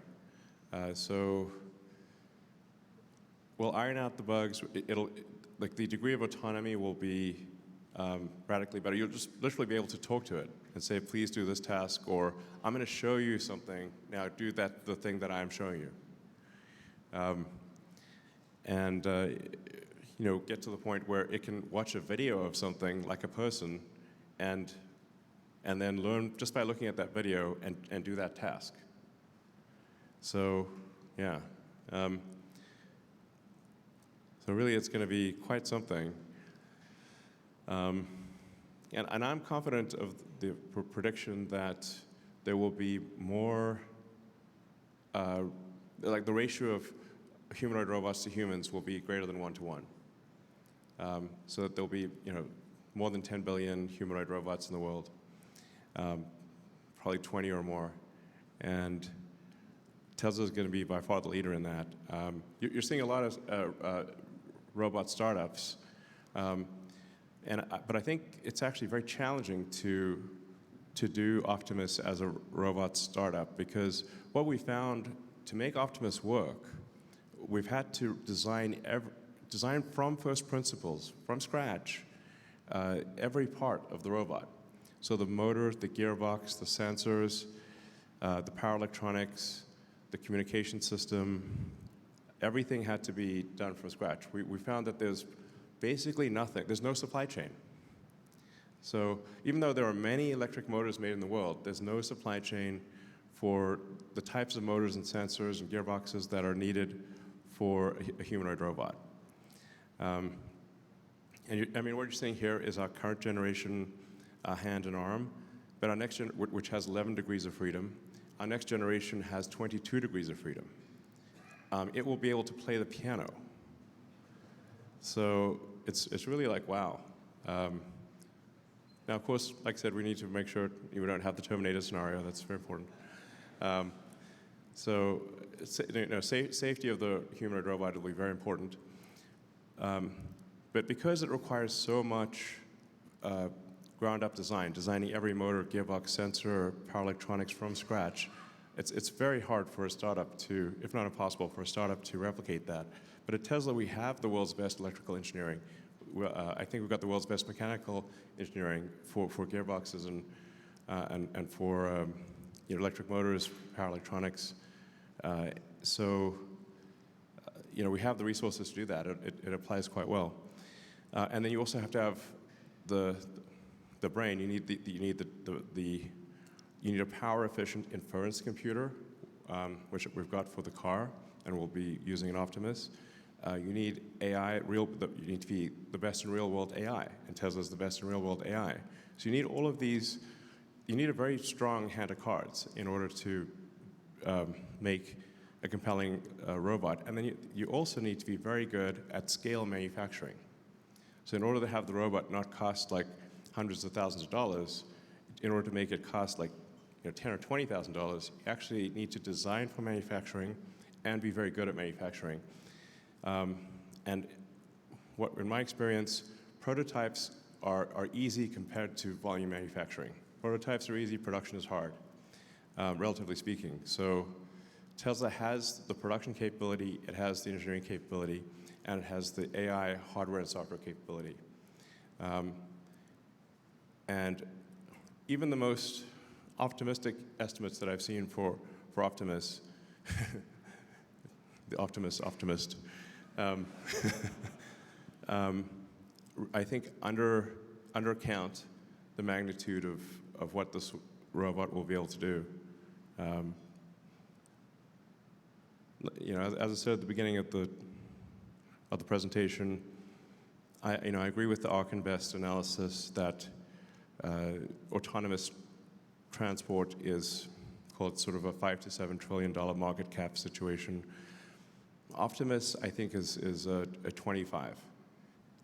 literally $25 trillion market cap situation. So.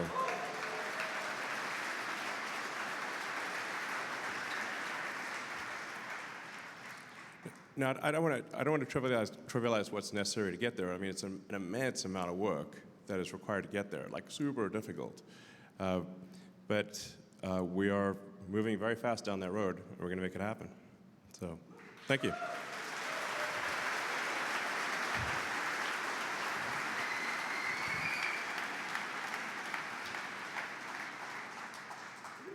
I guess with that, we can go to Q&A. Sorry? Yeah. I guess we've got mics lined up. Dive for the mic.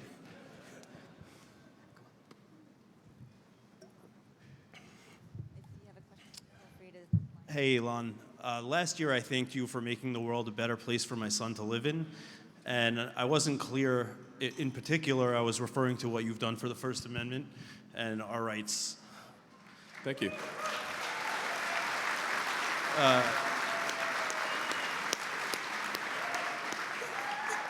History will not forget it, and the sacrifices you made and the risks you took will pay off and have paid off. Thank you.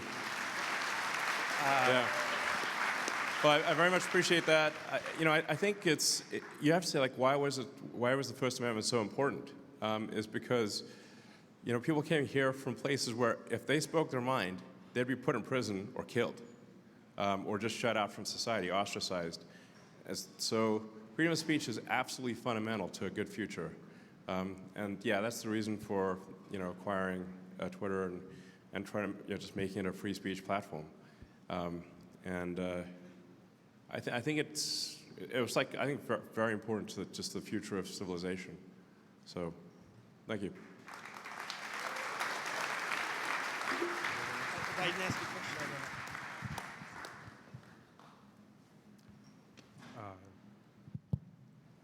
Hey, Elon. My name's Ronnie. I'm on your right side. How's it going? Hey. I work for Tesla sales in Orland Park, Illinois, And I was always wondering, do you think Tesla could ever move forward towards bundling software as like a package to, possibly increase take rate for FSD, maybe bundle it with premium connectivity and future software options?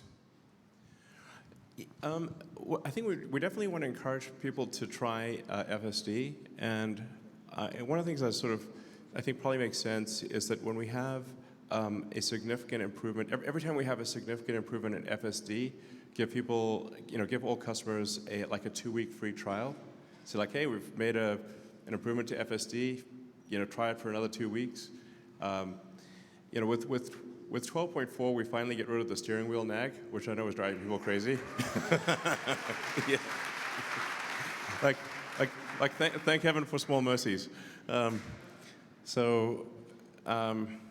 Even just something like that, not having the steering wheel nag, and obviously having a far lower intervention count, far more miles between interventions.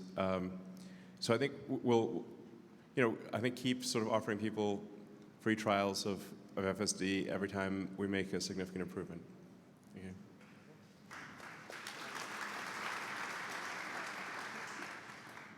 Oh, sorry. Yeah. It's when you hear the speakers, you're like, ears don't work, Good afternoon. Yeah. 2 questions, actually. First, after $56 billion, you can afford to probably take your kids to Disneyland now. Is that where you're going? Well, I mean, by the way, it is worth emphasizing that it's Tesla stock that I have to own for 5 years. So, it's not possible to it's not actually cash, and I can't cut and run, nor would I want to. I've actually been to Disneyland, Disney World many times with kids. It's a little tough for me to go these days without causing a ruckus. Maybe I should just wear a Mickey Mouse outfit and just go and, pretend I'm one of the people.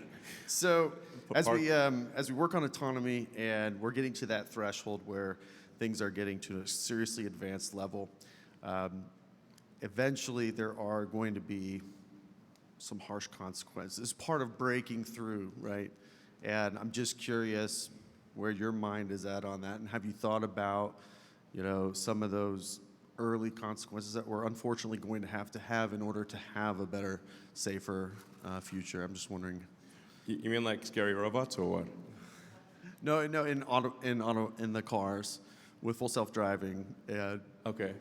We've seen some companies that there's been some unfortunate mishaps, and they've just straight up closed shop, and I know that's not the plan, but those are real consequences of developing this technology, and I'm just wondering where your mind is at on that.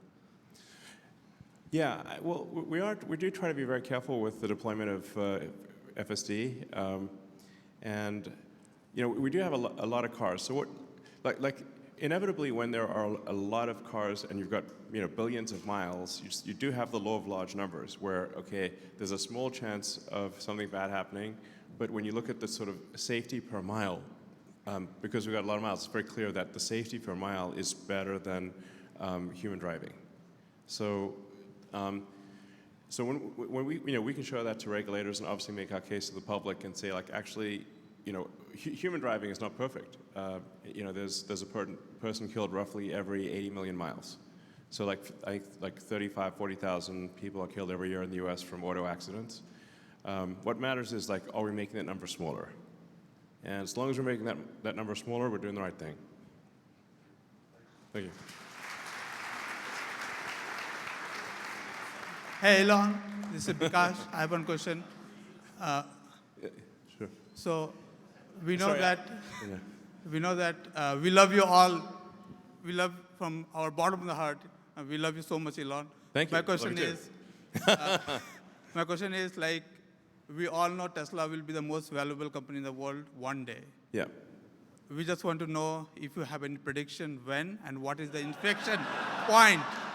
When we can say this is the inflection point, is it solving the FSD, or is it Optimus on ground will be the point from your perspective? Well, as I mentioned before, I think it's worth looking at the the ARK Invest analysis, I think that is the most accurate analysis. Their prediction is, I think, $5 to $7 trillion by 2029 market cap.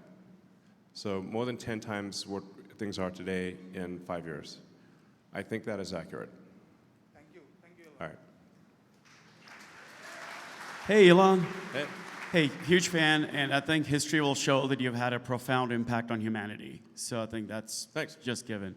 And just a couple of questions, I guess. I fixed my Tesla addiction by putting cars on Turo, and I found that about half my renters, the first time they're driving a Tesla, and then the other half really want to buy one after they've tried it out. So I guess a couple of questions. When could we expect maybe the referral program to come back, if it would come back? And could we also get a passenger van, like a 12-passenger van, sometime soonish? I'll add that to my list. So the referral program,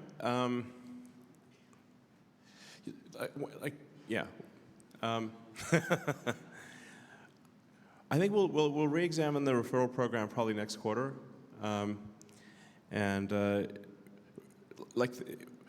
It is very important to sort of look at what is the fully considered cost of a Tesla. So if with the referral program, it effectively increases the price of the car.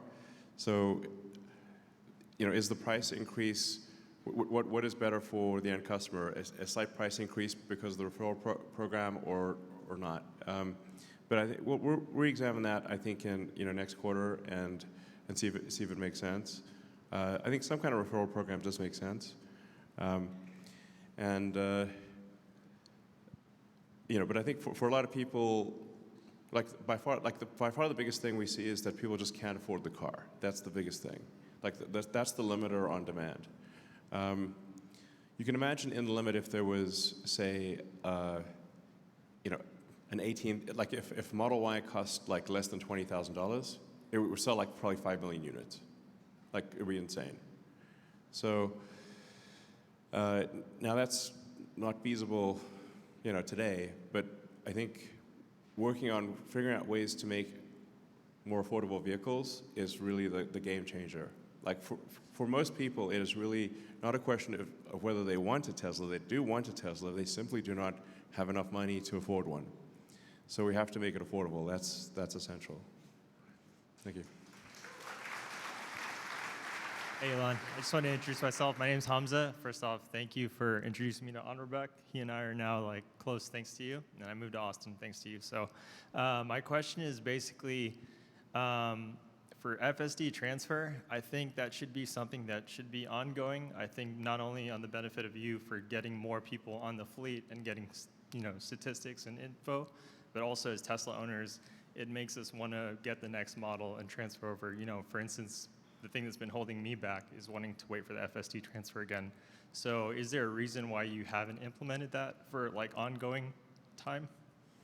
It is pretty complex for us to do this. It sort of it adds a fair bit of complexity to the sales process. Yeah, and it is tough because we've got to earn revenue somehow. So, transfer is tough.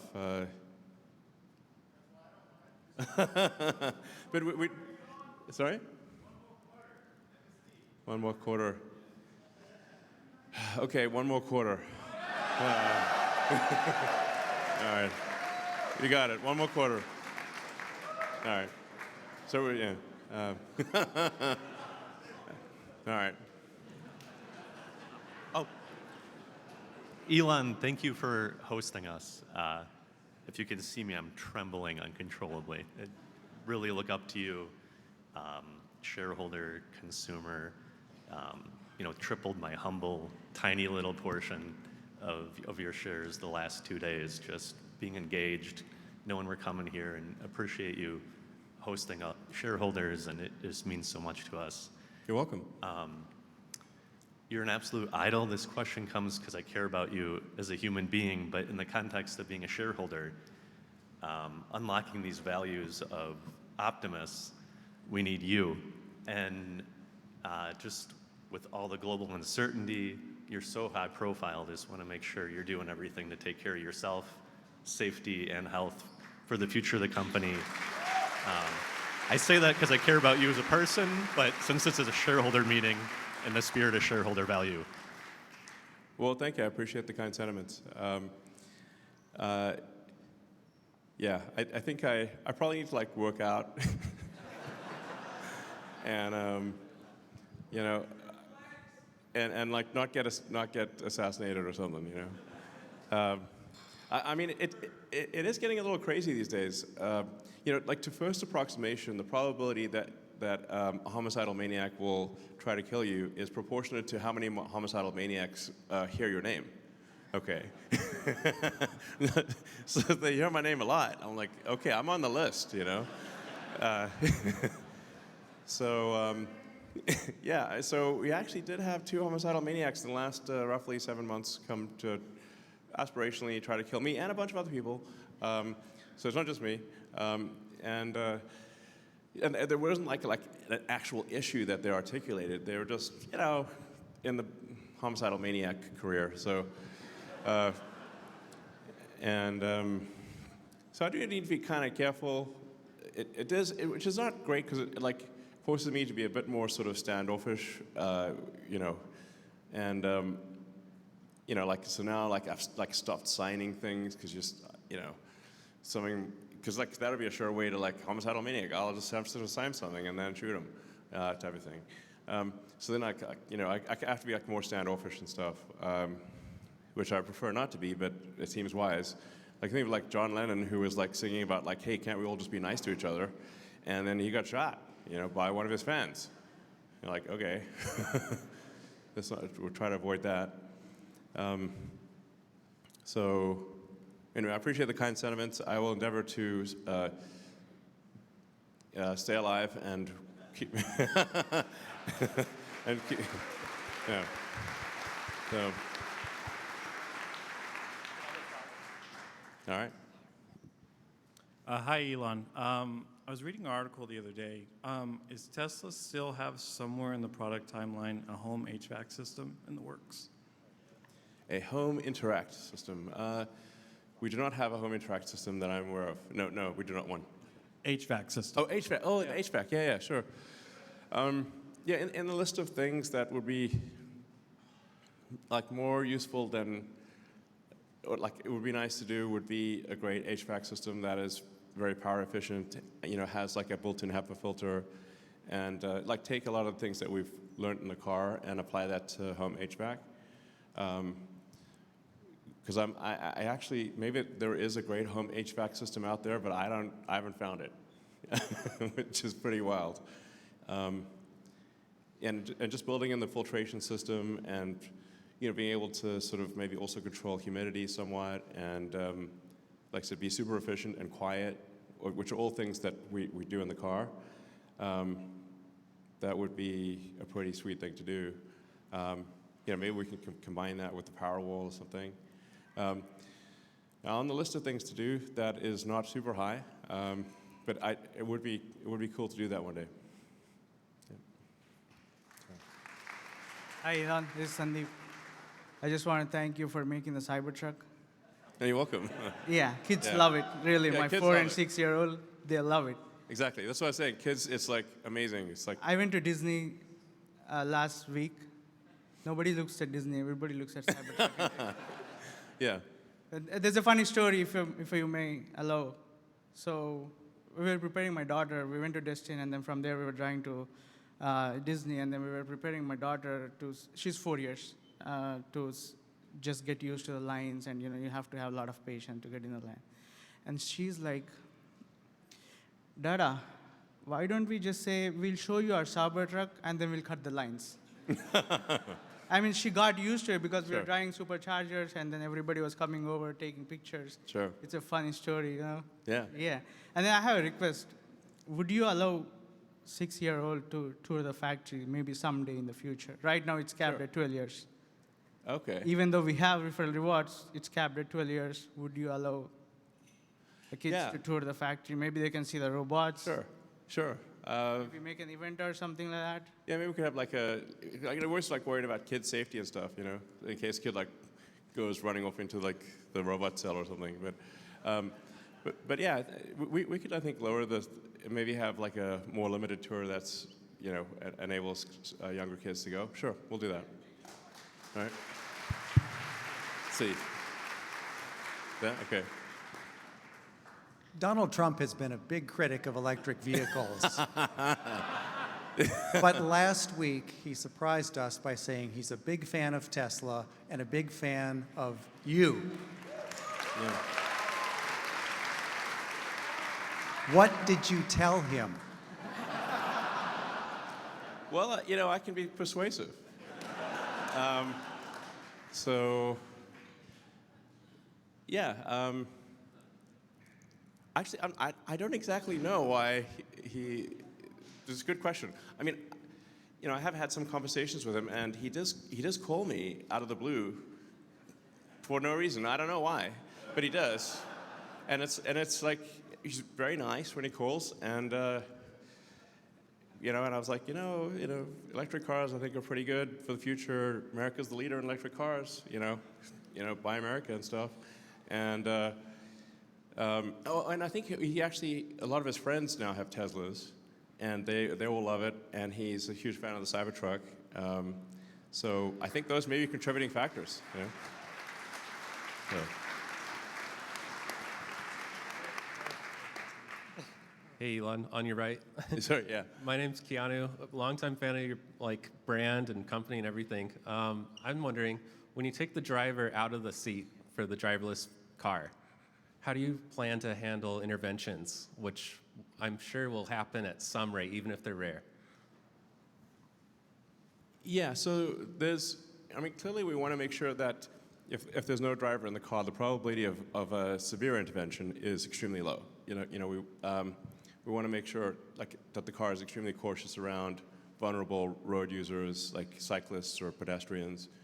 So really, we'd want the probability of hurting as a pedestrian or cyclist to be incredibly low, like way lower than someone driving a car. Now, then there are interventions that happen where the car is simply gets stuck down a one-way street with a crazy construction situation. But in which case it'll basically phone home and say, "Help! I'm stuck." And then I think we can probably solve a lot of these things just by, remoting into the car and kind of like steering it like a giant RC car. That's what I'm guessing. That's what I think we'll do. Thank you. Hey, Elon, Anwar Bek from Kazakhstan. Thanks for installing superchargers.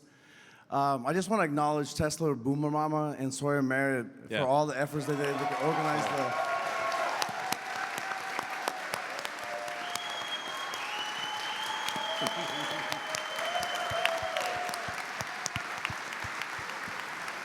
Yeah. There's a after party to celebrate at Luster Pearl East. If you guys want to come and celebrate all the efforts for the community. Congratulations, Elon. Thank you. Yep.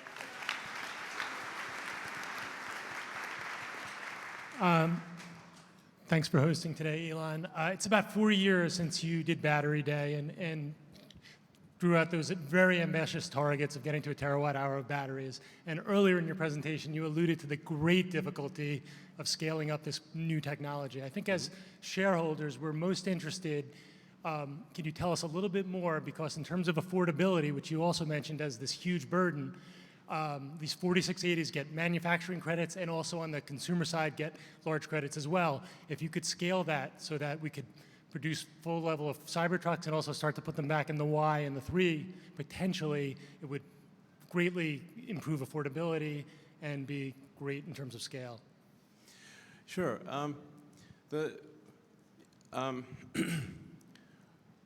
So achieving affordability is actually, at this point, more about the rest of the car than it is actually about the battery pack. So the price per kilowatt hour of cells from suppliers has dropped dramatically So there was a massive spike for a few years in the cost of lithium-ion cells from suppliers because every car manufacturer put in gigantic orders for battery packs, like giant orders. So the price of lithium and like all the raw materials and the battery cells went crazy. It doubled. Like the price of cells doubled.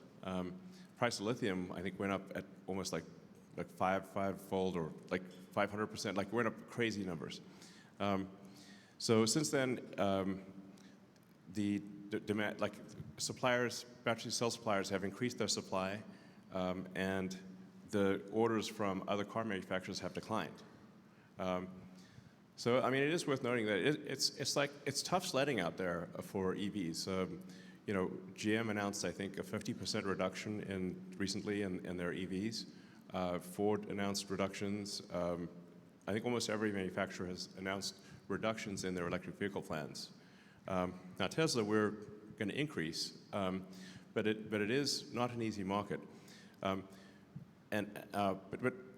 to get the cost of the car down, it's really the battery pack is a piece of the puzzle, but it's really everything else too. So I really would describe like we're making a car more affordable. It's like Game of Thrones, but pennies. Game of pennies. So there's, quote to first approximation, 10,000 unique items in a car, and if each one costs $5, or then you've got a $50,000 car.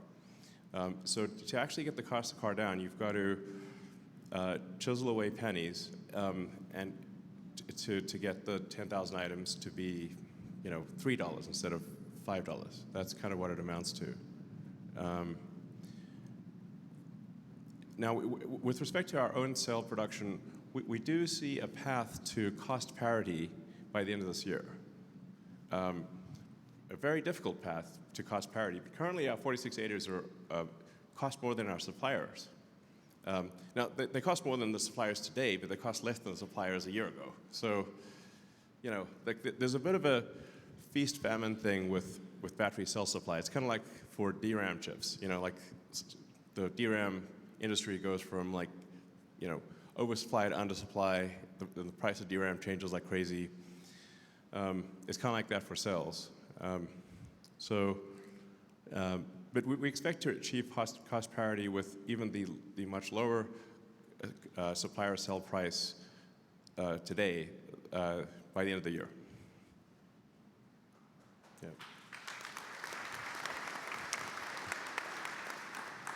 Hi, Mr. Musk. I've been a long-term investor since 2012. Great. Wow. And I That's voted awesome. for your compensation package in 2018 and again Thank you. this year. And shout out to Tesla Boomer Mama, Alexandra. I had the privilege to talk to you in 2013 briefly, and you spoke about the truck, which became the Cybertruck. You're a man of your word. I have friends all over the world, in Asia, Canada, and Europe, and I know the Cybertruck's been on tour. How's been the reception for the Cybertruck, and when will it be, or is it possible to sell, and when will it be sold internationally? So I think probably, we might be able to certify it for other markets sometime next year. But for sure this year, it's just North America. We did design the car to North American requirements because if you start going with the superset of all international requirements, it forces a lot of constraints on Cybertruck that would make the product, frankly, worse. So I think we'll need to make a special version that is, for example, China compliant or Europe compliant. But it really doesn't make sense to add that complexity until we've achieved higher volume production on the Cybertruck. There's still a lot of work to do on cost down for the Cybertruck.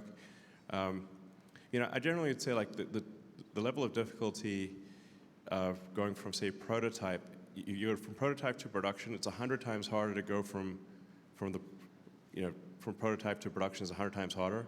And then once you reach production, to improve the price by 20%, or the cost of goods by 20%, is harder than reaching production in the first place. It's mega pain.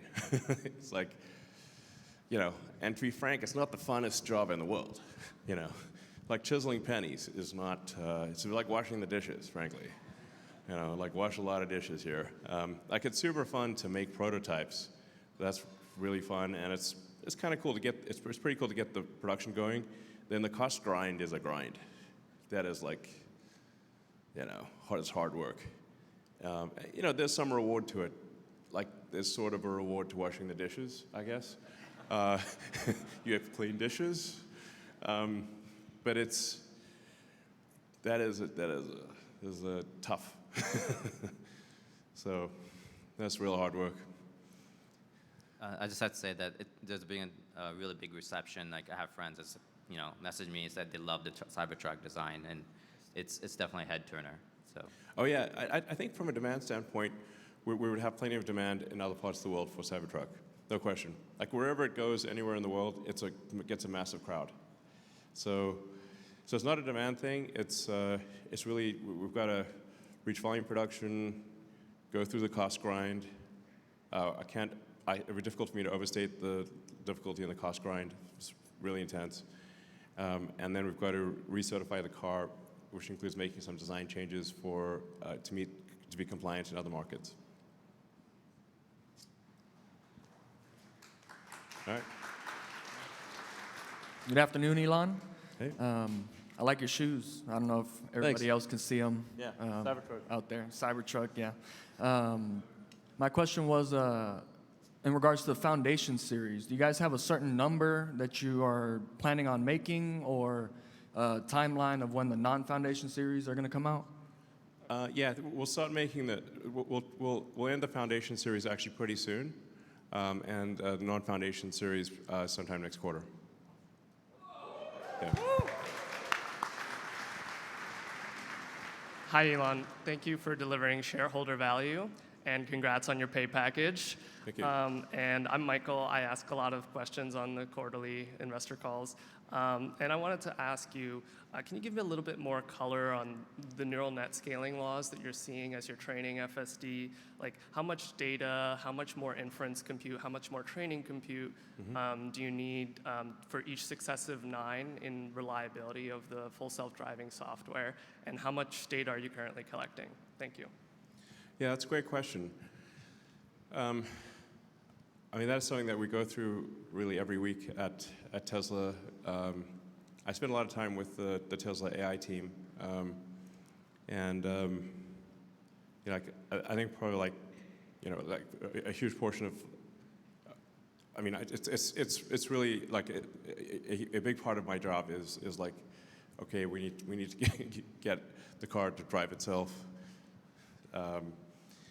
You need to solve things on a chip level for inference, for training, for software. There's also massive data storage challenges because you've got petabytes of video coming in.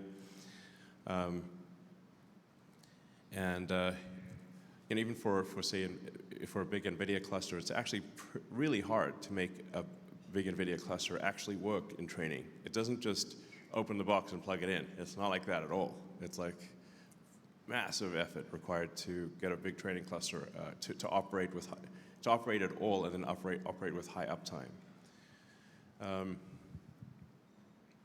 So, I mean, with respect to like the various versions that we're seeing, like you go from version 12.3. Like if you just ignore the 12 and think of it like 3, 4, 5, 6, that's actually the way to think about it. Ignore the 12 part and just call it like version 3, version 4, version 5. That's version 6. That's how to think about it. Between each one, there's anywhere from, I don't know, a minimum of a doubling of improvement to, in some cases, I think a 5 to 10-fold improvement.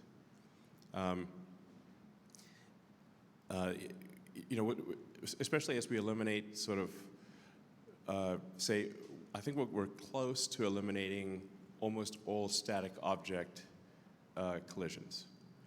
So, like curves and medians, and like we're pretty close to having it to have almost zero static object collisions. So once you get to zero static, now you have a gigantic improvement in miles between intervention. Then you get into classes of dynamic objects that are different classes and different things can get obviously very complicated if you've got a complex intersection with traffic lights all over the place and like somebody bumped the one traffic light and now it's pointing in the wrong direction, or the traffic light's broken, and there's someone who is not obeying the traffic laws because they're just running a red or they got confused about the traffic light. So you get into these very complex situations that are much harder to solve. And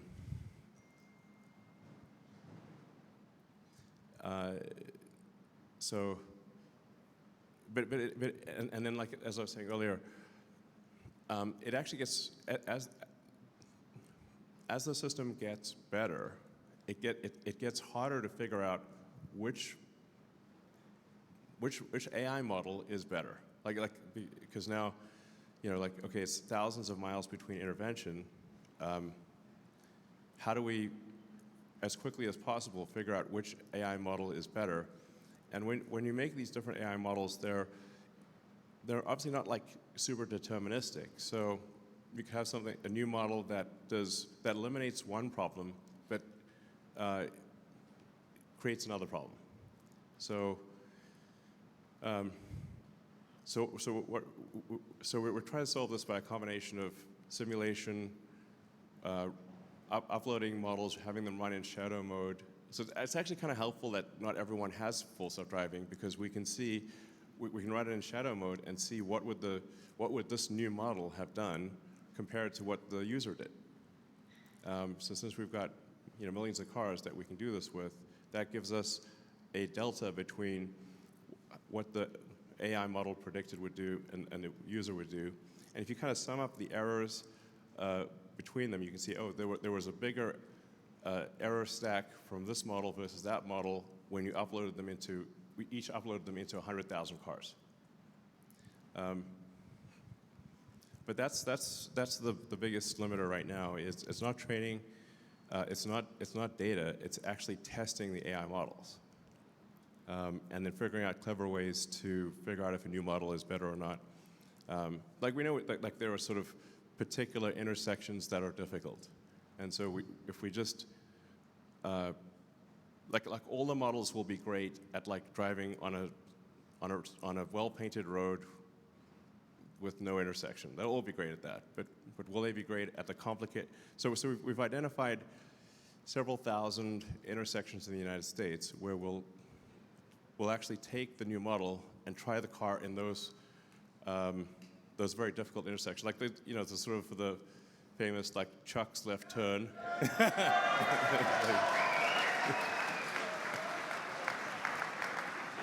Yeah. So if you imagine Chuck's left turn, hey Chuck. I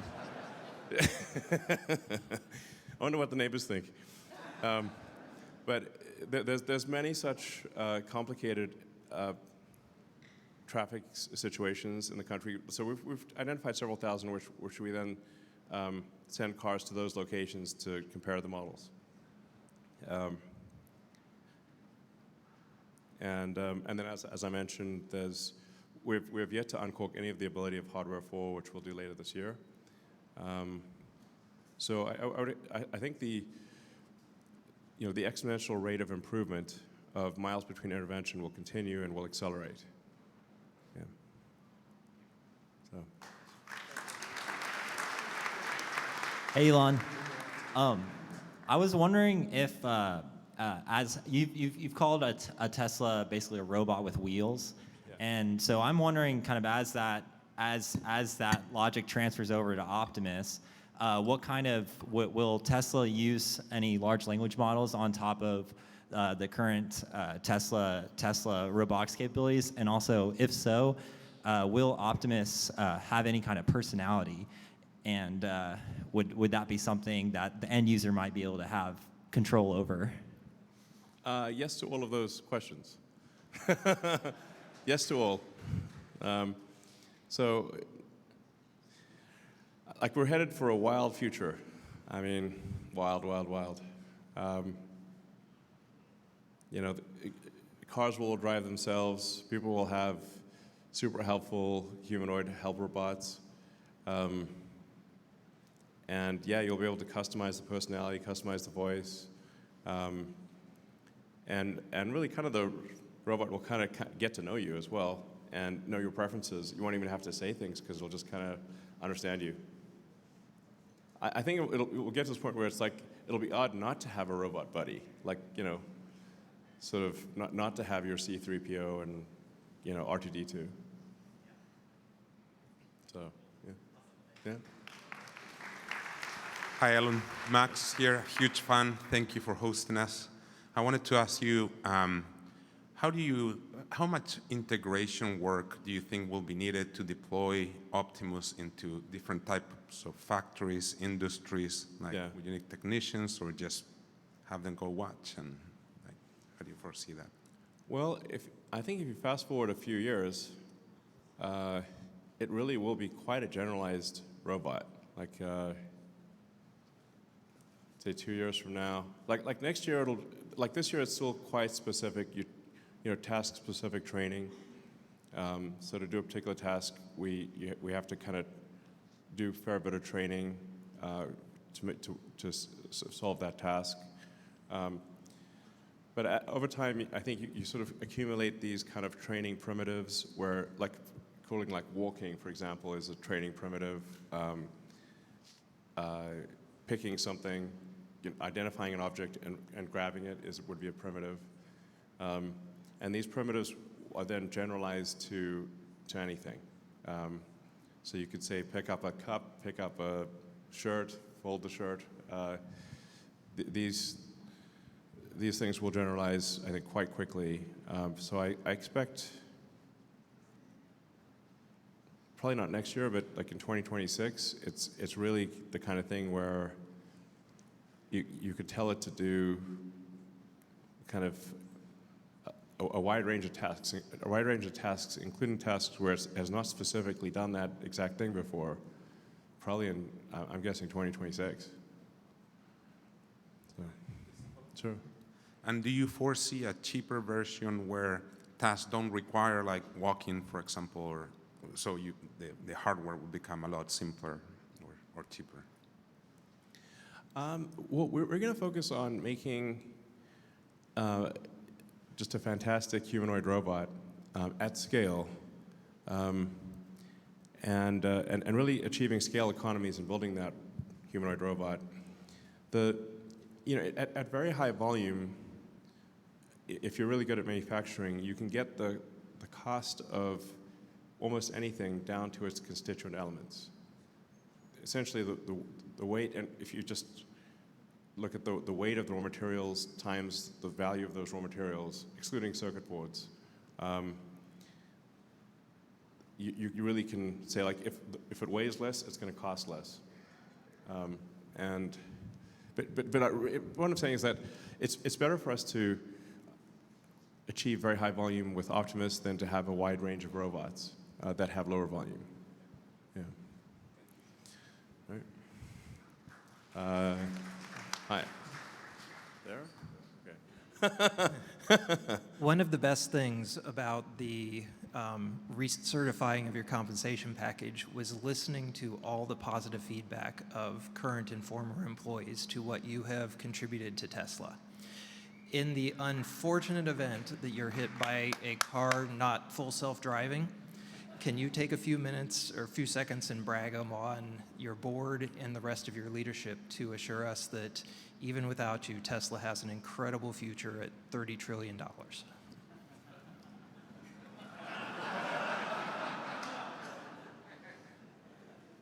Well, I think Tesla has a good future without me. I think I'm a helpful accelerant to that future.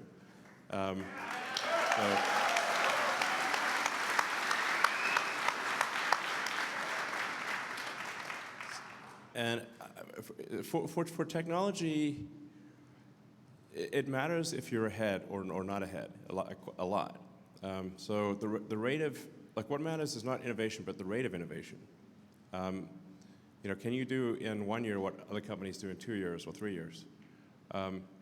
So probably biggest, most helpful thing is an innovation accelerant. Because given enough time, the various startups that are doing humanoid robots will eventually succeed. One of them will. So what really matters is, can we be much faster than everyone else? Can our product be done a few years ahead before theirs and be better? Because if that's not the case, then they will achieve the valuation and not Tesla. They will make the valuable product, not Tesla. So, that's where I think I'm probably most useful, is accelerating the pace of technology and innovation and getting to scale.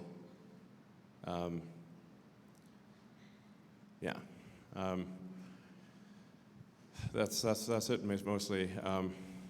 But I am very much heartened by and appreciate the support of current and former Tesla employees, Tesla board, and all you guys for helping out. My heart goes out to you. Hi, Elon.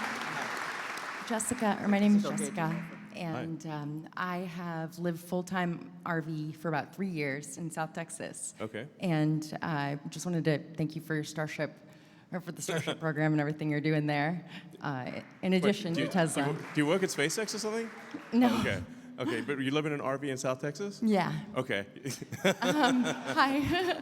And in my RV park, they don't allow car camping for Teslas or electric vehicles at all if you're not pulling a trailer.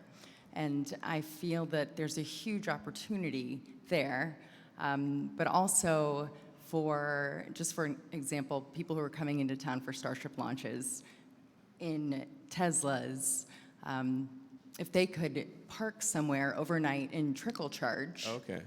And maybe have access to, bathroom facility or just something simple like that. Okay. Just something I wanted to just put forward because I know that a lot of people come into the park and are disappointed they can't stay. So. Okay, got it. Just a thought. All right. I'll inquire and see if there's maybe some place that would allow people to stay in their cars, which in a Tesla you really can often stay quite comfortably in a car. And charge. All right, thanks. All right, I think so. This will have to be the last question, I think, or maybe last two. Yeah. All right. So last two questions, you and you two guys. Hey, Elon, my name is Steven. I'm truly thankful for all you've done for humanity, and watching your companies and what you've done has been the most exciting, hope-inspiring movie that there's ever been. So thank you so much. And thank you. Thank you. And my question today is about lithium refining. In the past, you stated that would be a limiting factor in the future. And I know Tesla has built the refinery in Texas. I was just kind of curious your current opinion about the refining. Do you think there's enough capacity coming online, or will Tesla need to expand past Texas in that regard? There's enough lithium refining if you count China. If there's a geopolitical challenge on that front, then there may be a shortage of lithium. But China's very good at refining. So, but I think just Tesla figuring out lithium refining, understanding what it takes, and then, once we understand how it works, then we can scale it up from there. And that, I think it's pretty important to, be careful with geopolitical risk, and just make sure that if in a worst case situation, that Tesla is okay. All right, thank you. This is the last question. Hi, Elon, thank you. Congratulations for yet another big win. I'm Nikhil, I'm based out of Silicon Valley. And as you mentioned on FSD awareness and giving people rights, because most people, unless they really experience it, they don't quite know how safe it is becoming and how convenient it is becoming. Mm-hmm. So I built TesMe company. It's a platform for Tesla owners to offer learning experiences, FSD. And we would love to explore how we can help scale with your support and guidance. We'd love to have a follow-up conversation to discuss more details with you, how we can work together. Thank you.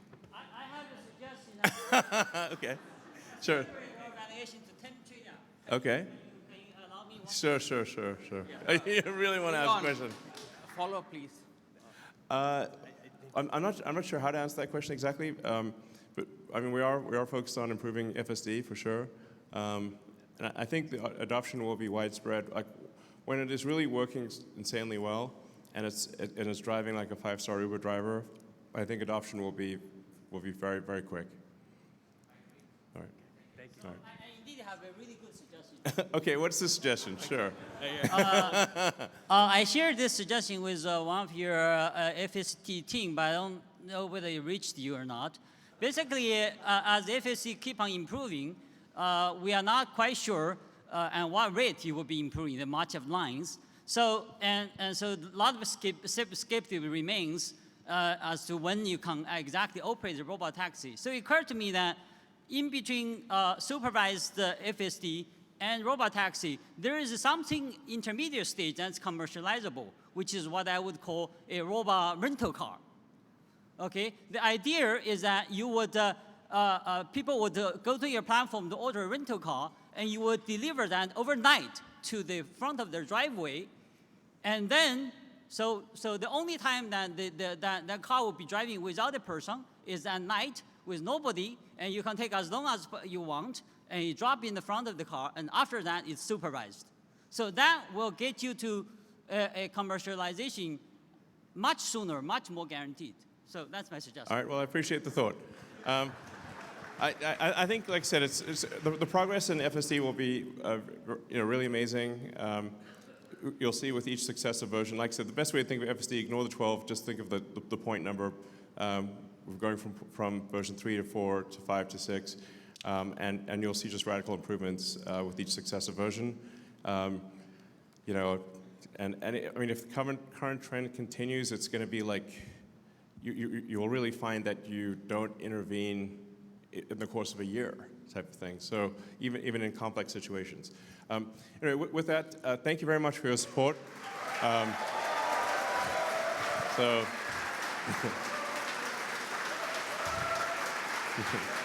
So, thanks, guys. All right.